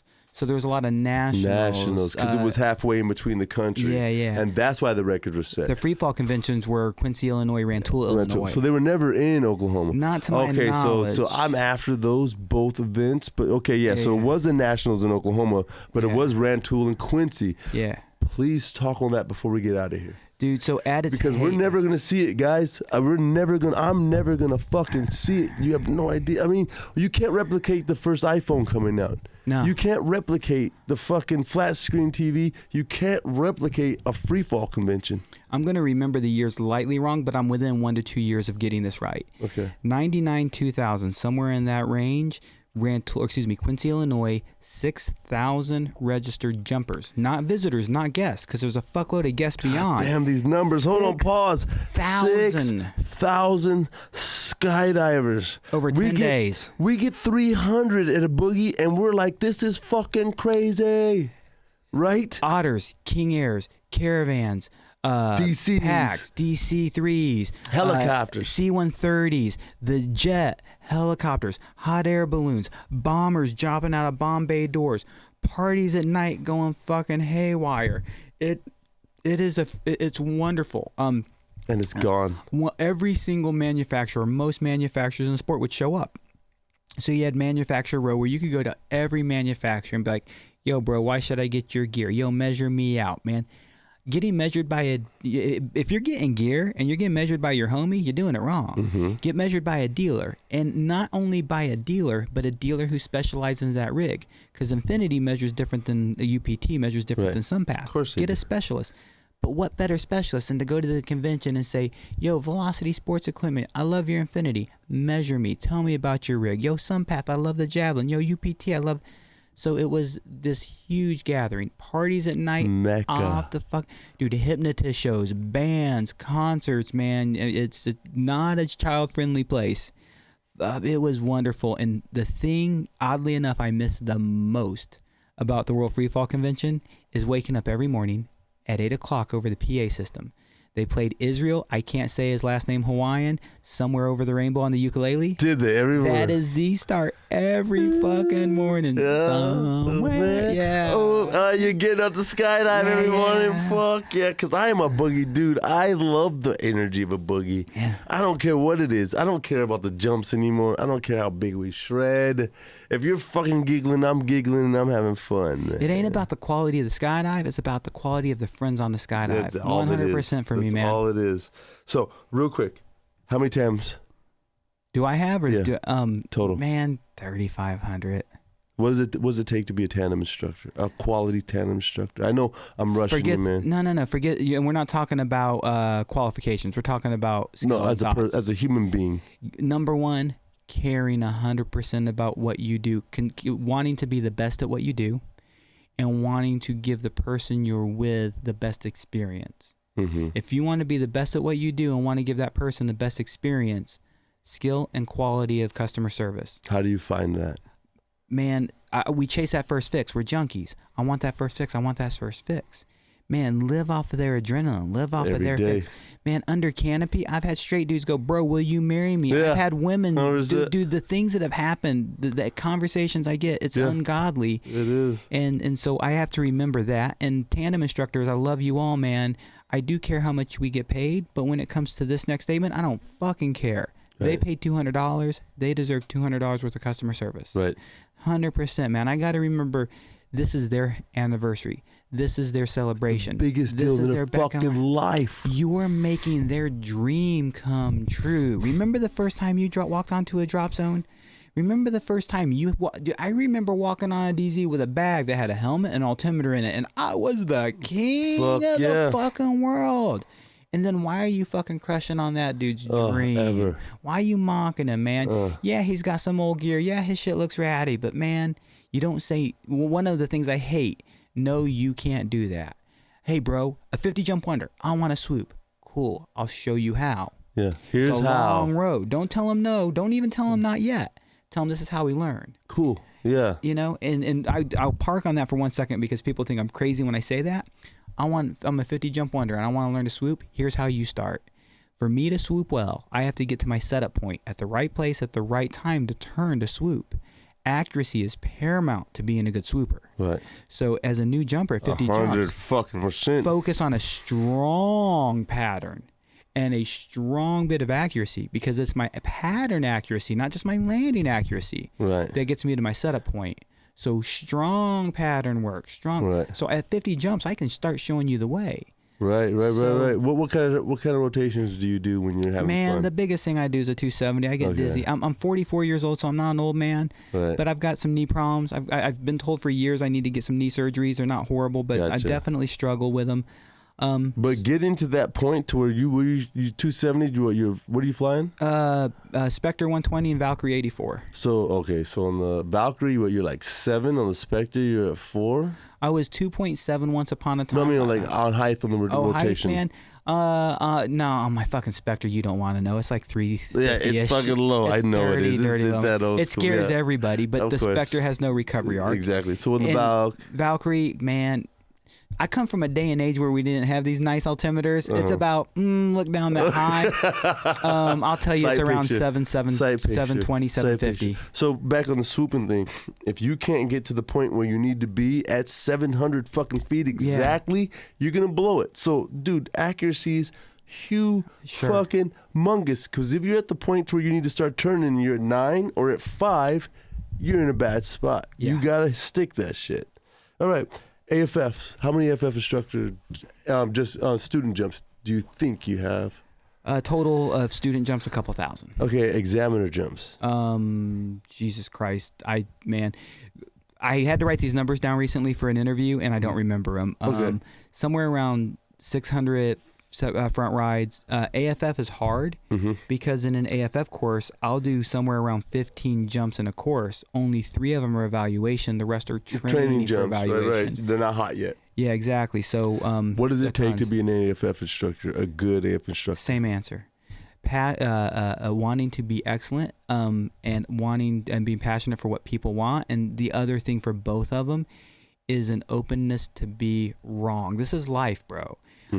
I'm working with a lot of instructors right now, and I've had people in my life tell me, bro, I've been doing this for 4 years.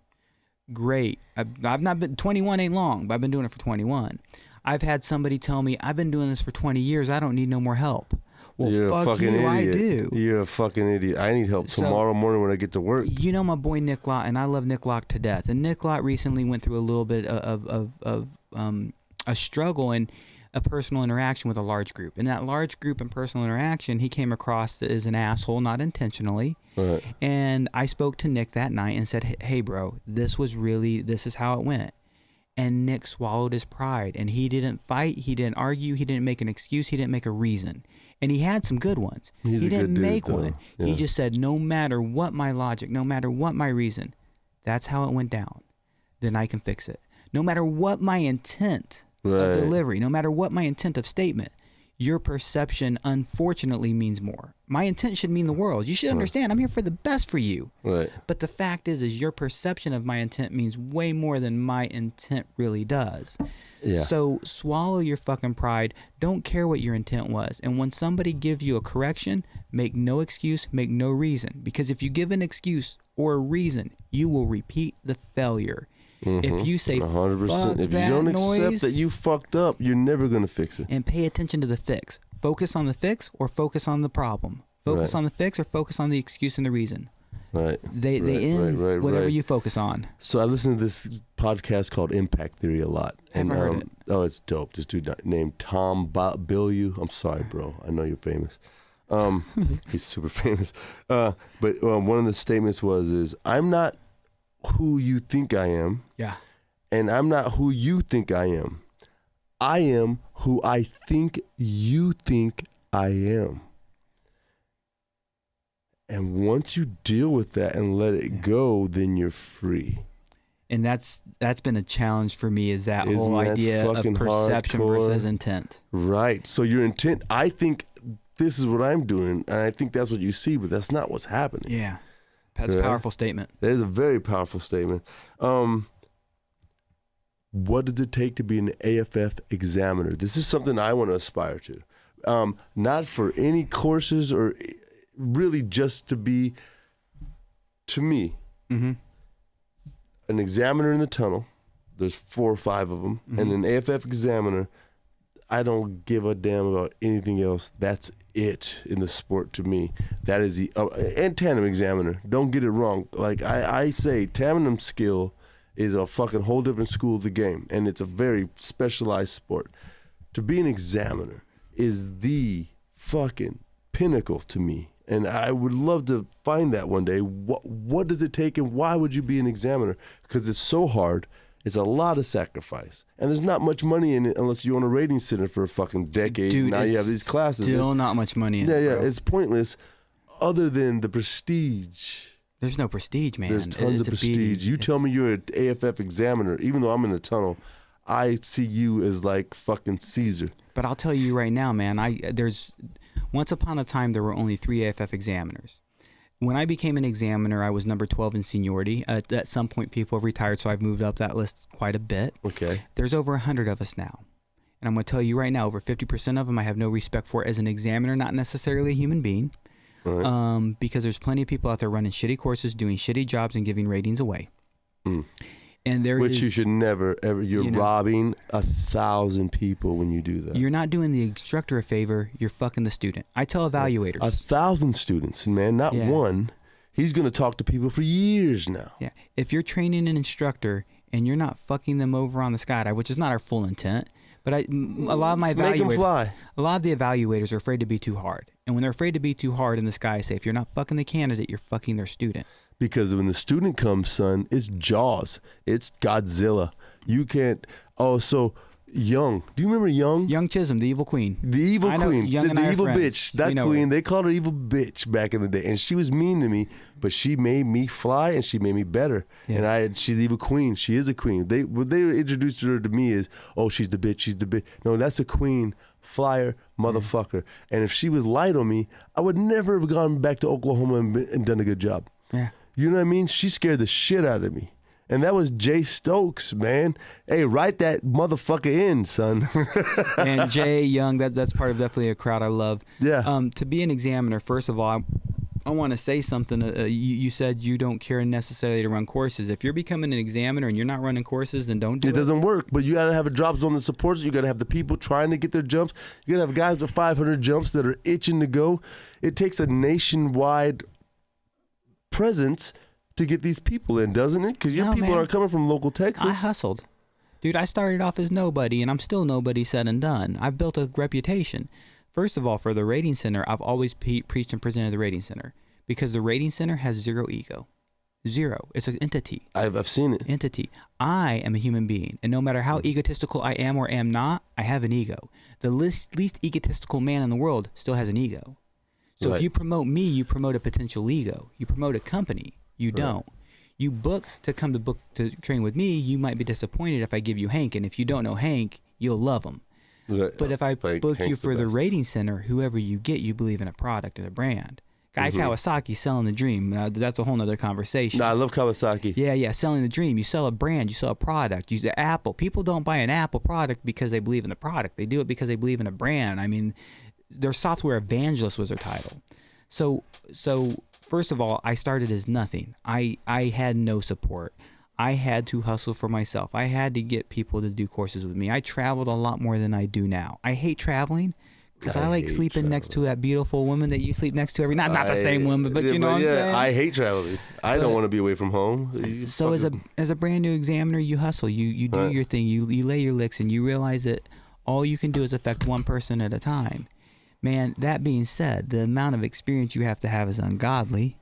And that being said, whatever the experience... Ungodly. It's so to be an examiner, you have to have 50 live evaluation jumps. That took me 18 AFF courses working in to get.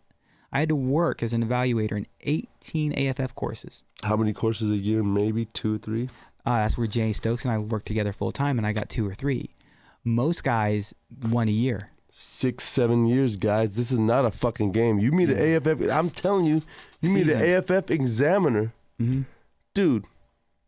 They should be. Now, by the way, the reason I think a lot of us are weak is there was a point. I was one of the last guys to have to do 50 live AFF evals.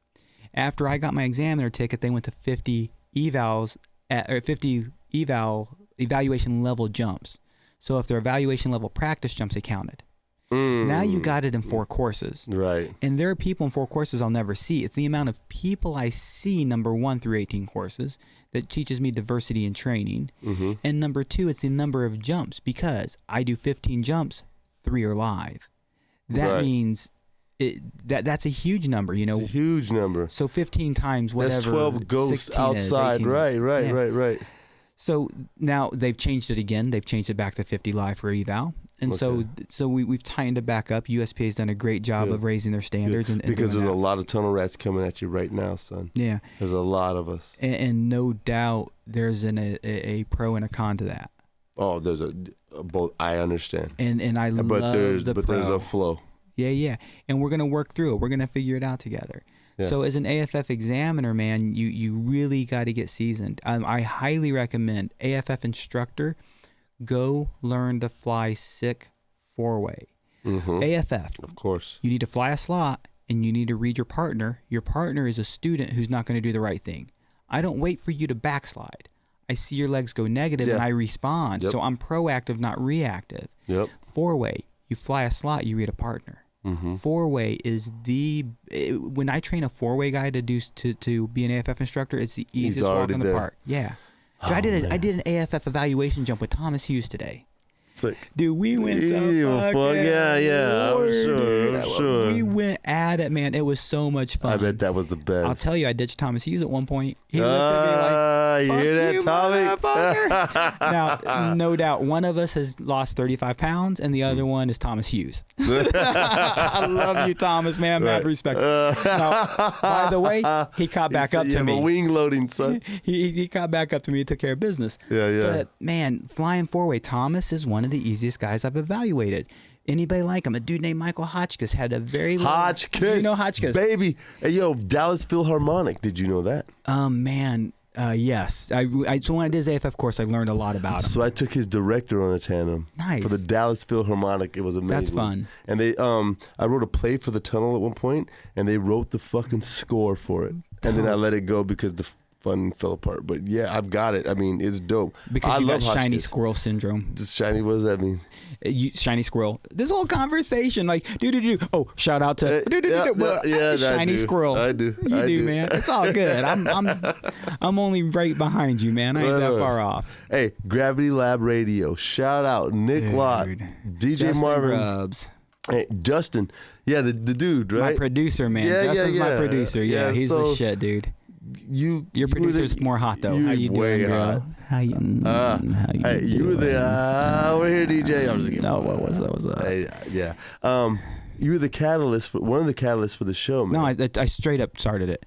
So no, straight up. It's easy. It's an easy answer. So I'm a huge podcast consumer. If you look at my phone right now, I probably have over a dozen podcasts on it. When I say podcast, not episodes, different shows that you watch regularly. That I listen to regularly because I'm an audio consumer, not a video consumer. So I'm both, yeah. But Rogan is absolutely my favorite one. And one of the things Rogan says all the time, and mad respect to you because you did what I did, and what people would say, Rogan would say, you want to start a podcast? Fuck it. Grab your phone. It's got a recorder on it. Set it in front of you and hit record. Hit record and then publish it. It's super easy. You asked how to publish this, and when I sent you Podbean, you're like, this is easy as fuck, right? And I'm fucking everywhere now. So I want to do this. A boy of mine, and actually the picture up right now is Braden Smith with Nick Braden and Ben. And Braden, actually, him and I wanted to start it together. Braden moved away. Yeah. We talked about. We didn't want to start here. We talked about it together. Right. He moved away, and I was actually gonna do my first show. I put my iPhone in the room. I hit record on Facebook Live. I eventually extrapolated the audio and produced it. Now you've seen what I have now. Of course, right. Full blown. And Ben Nelson was gonna be my first guest. Ben was not available. I love Ben Nelson. He is one of my homies. But probably the best thing that happened, because Nick Lott was going to be my second guest, he turned into my first guest. Oh, Nick. And so Nick and I sat down at Sushi one night before the show. We sat down and had a pre-show. It's the only show we've ever planned. Since the first show, we have had a 30-minute talk about the show. Other than that, the only planning we do, who's the guest this week? That's it.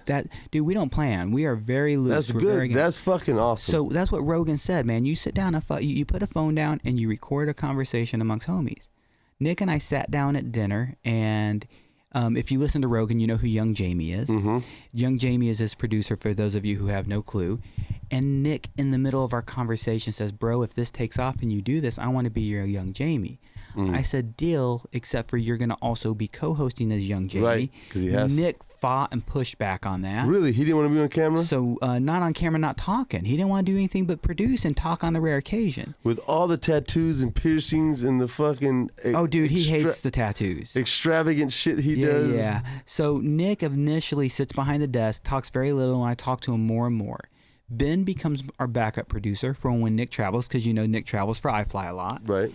And then Ben moves. When Ben moves, we're kind of fucked. We have no backup producer. Justin Grubbs comes and hangs out on the show. One night during his AFF course, Jesse Tex Leos was the guest that day. Jesse. And when we we need a new backup producer, we call it the assistant. And man, Justin's a tech nerd.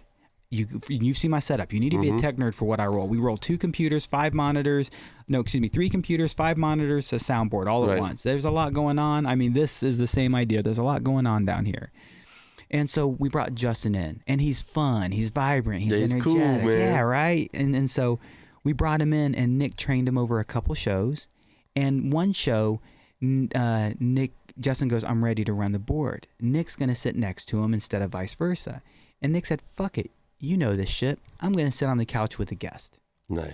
And that's how my show was. And and so that's what it turned into.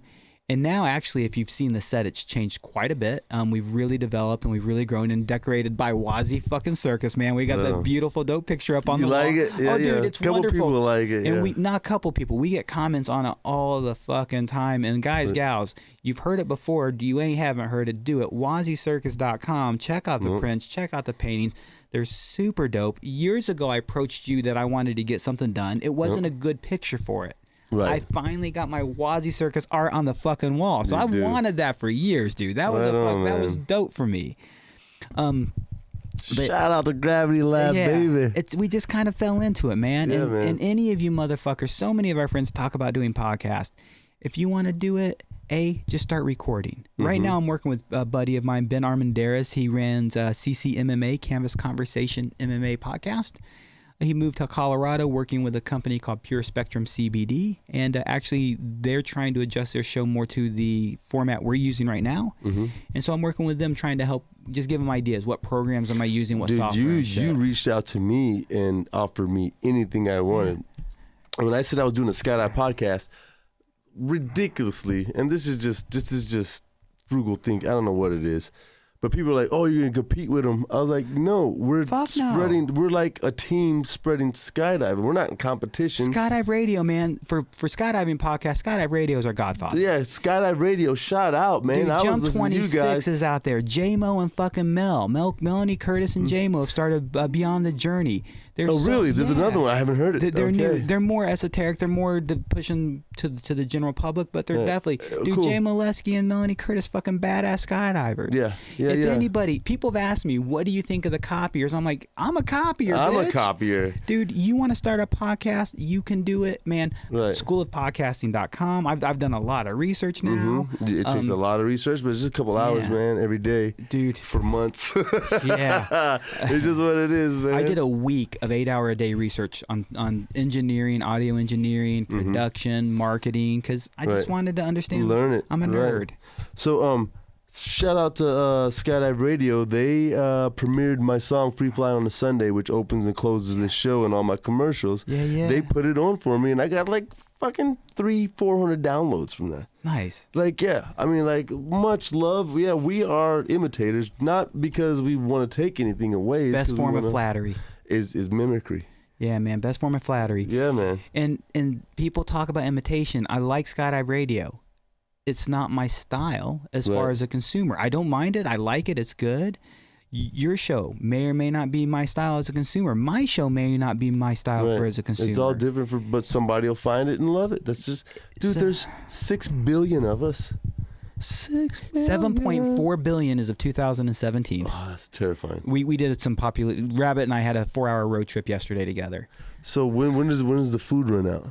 So the 8. The estimation is in 2100 we are going to hit a population cap. The population cap is somewhere around 11 to 12 billion.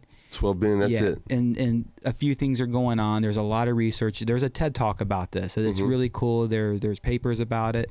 So 11, 12 billion, that's where they think we're going to cap. Number one, mortality rate of kids. Shit. Well, not disease, but mortality rate of kids. Once upon a time, kids died all the time.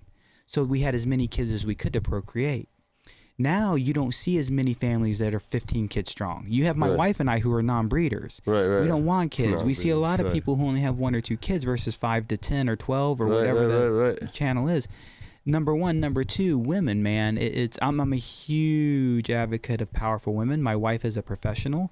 And with all these professional business women and powerful women in the world, and God bless, man. Oh, I'm such a turn on for me as a powerful woman. Now they have careers, so the mommy role isn't the traditional place it was. Right. So there's so many things. And right. Rab and I had a 2-hour drive about this yesterday. I do a little stand up, right? And I have a bit in my set that's like, my white friends are having Airbnb sex after they get out of their Ubers on their way to their fucking... Dude, they're not having kids. There ain't no fucking kids at all. You know? Valerie and I on the cuff say, let's go to Oregon. We fucking just go do a trip to Oregon. I don't want to hear about that shit. I got fucking babies, man. So we're not going to Oregon and having fun. I don't care. I'll tell you right now, not having kids, it sometimes is a struggle. This year in 2018, we're only taking 3 full-week vacations. Shut the fuck up, we're only DJ. taking 4 other vacations. Let's get back on fucking non-breeders. Tuck your old ass in when you're fucking dying, motherfucker. My kids will be there. Welfare. Hey, the theory behind Gravity Lab. The theory behind this show is literally, I have the coolest friends on earth, and it's not fair that others don't get to experience this. Right, this is amazing.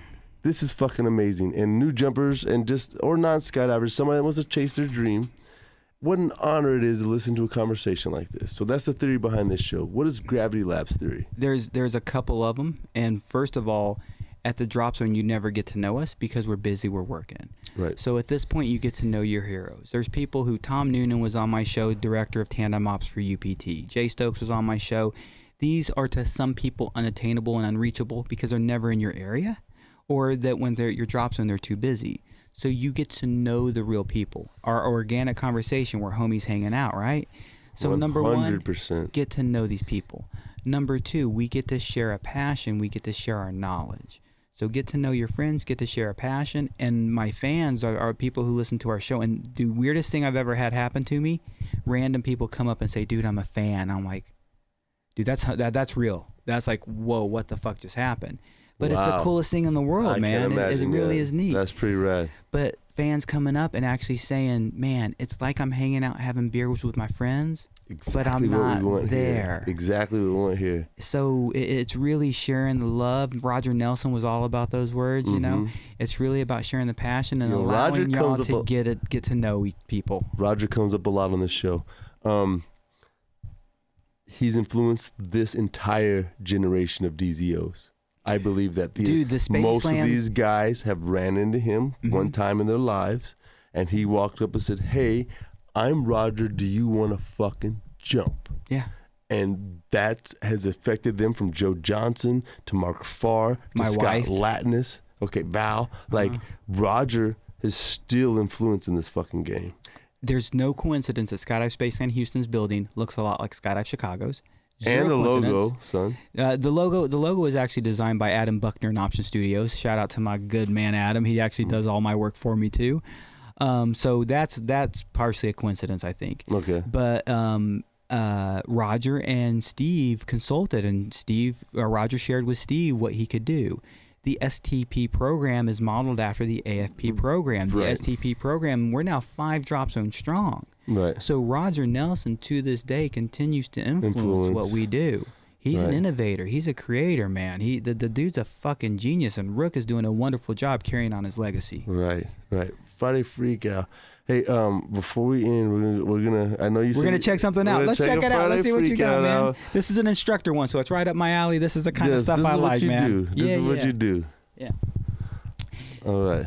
So this is an AFF jump. I believe the loved javelin. All my first rigs were javelins, but I'm noticing that a lot of the javelins flaps come open. So, man, I'm not even going to say it's a lot of javelin flaps. A lot of student rigs, period, get beat up, get torn up. Students don't treat them well. So student gear gets ragged out. Instructors or schools don't change them often enough. Okay, good. This, to me, is not a javelin issue. That's a better way to say it than what I was saying. Yeah. It's a wear and tear of student gear issue. And one of the reasons I love Steve Boyd is he invests in gear sooner than he has to make sure our gear is good. All right, so here we go. They're in free fall. We got a main side instructor, man. He's holding on. He's grabbing his fucking cutaway? No. Is that what he just had his hand on for the practice touch? Watch. No, he's scanning by it. He's just scanning. He isn't touching it. He's near it. He's not touching his cut. Dude, is that he's a practice touch? He's not touching his main handle. Oh, shit. So we've got a toggle coming out now. Oh, shit. No secondary riser cover. Shout out to Infinity for secondary riser covers. Yeah, Kelly Farrington. Right on. So the left toggle on the student is floating around, bouncing around his head, man. I've actually had a toggle come out free fall. Student waves, student pitches. The main side instructor sees it, reaches up, unstows the student's right toggle, and now the student is actually flying stable. If this didn't go down, if this didn't happen, this student would have opened up with a built-in right-hand turn. First of all, so left toggle comes out, right toggle stays stowed. Student has a built-in right-hand turn under canopy. Right. What's one of the first things we teach a student? Square, stable, steerable. Student's going to unstow the brakes and probably clear this. This is probably going to be a non-event. So mad respect to this instructor for the job he did. I wouldn't recommend it as an examiner, because the risk of your hand getting welled on by a 120-mile-an-hour strap is just too real. So hold on, run back. So toggle's flapping. Yeah. And then he reaches up. And here and unstows that Holy toggle. shit. So here's a couple things that. So number one. This brings up a couple things. Go ahead. So number one, the canopy, if you didn't done that, opens with a built-in turn at that wing loading and that size, not a huge deal. But with that canopy, not a big deal. Number one.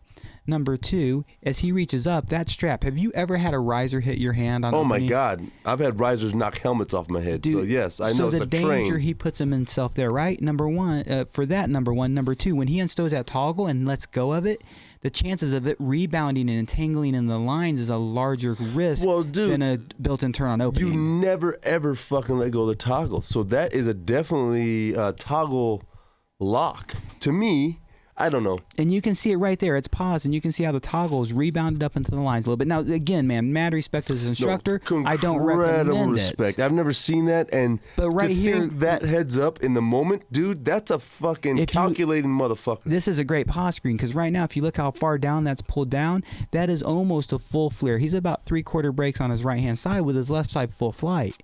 He could have spun it up. Now he can spin up that opening. So now, and your next freeze frame was really beautiful. It shows the toggle rebound above the lines and the chances of toggle line entanglement. I've heard many instructors say they're going to emulate this, and that's a bad idea. Again, kudos to this guy. Fast thinking, fast action. Incredible thinking. Easy to be a Monday morning quarterback, man. Send in this chair to hindsight 2020. Mad respect, but I just would, as an examiner, wouldn't recommend it. We've dissected this. This is not an initial thought. This is something I've done before. No, man. Never really watched that all the way through.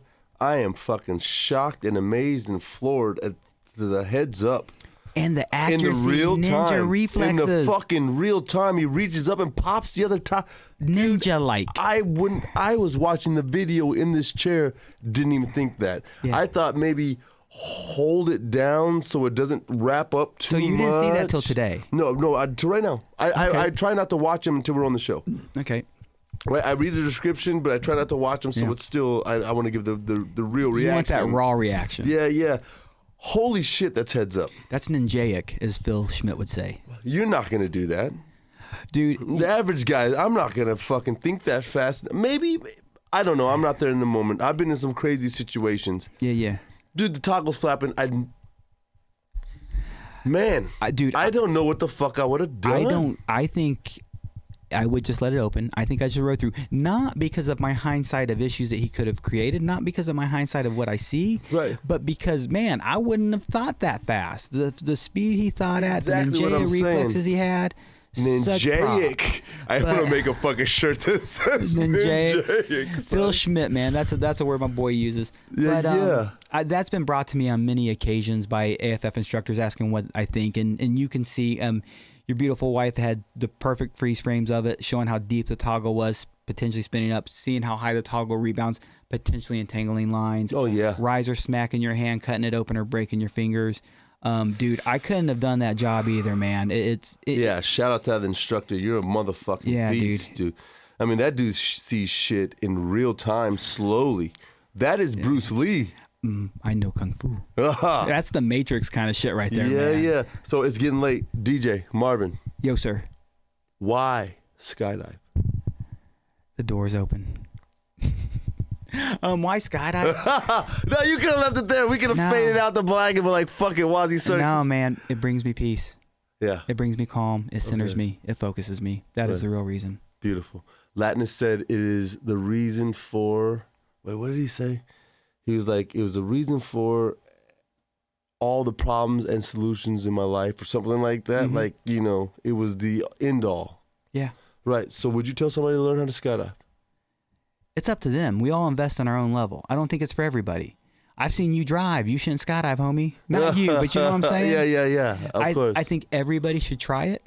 I think everybody once, it's worth it. Right. After that, it's a personal investment. Everybody gets their own thing out of life. Right on. So, where can we find you? Man, it depends what week it is. TheRatingsCenter.com, ratings with an S, GravityLabRadio.com, SkydiveSpaceland.com. You'll find me at any one of those places. This week I'm in San Marcos, Skydive Spaceland San Marcos, helping transition the new drop zone. Next week I'm at Skydive Spaceland Houston doing an AFF course. Next month I'm at Skydive Spaceland Dallas working with the tandem instructors.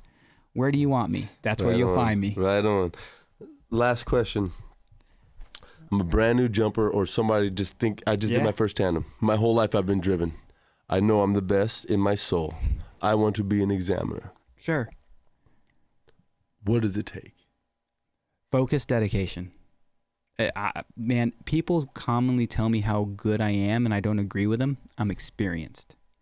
I had a goal. I had a vision. I've stayed the course. I've stayed the path. Work hard, man. Dedicate yourself. You don't get good at something. So many of our friends have started a podcast who haven't followed through. This is episode what for you? 21. 21. Get up and do it every day.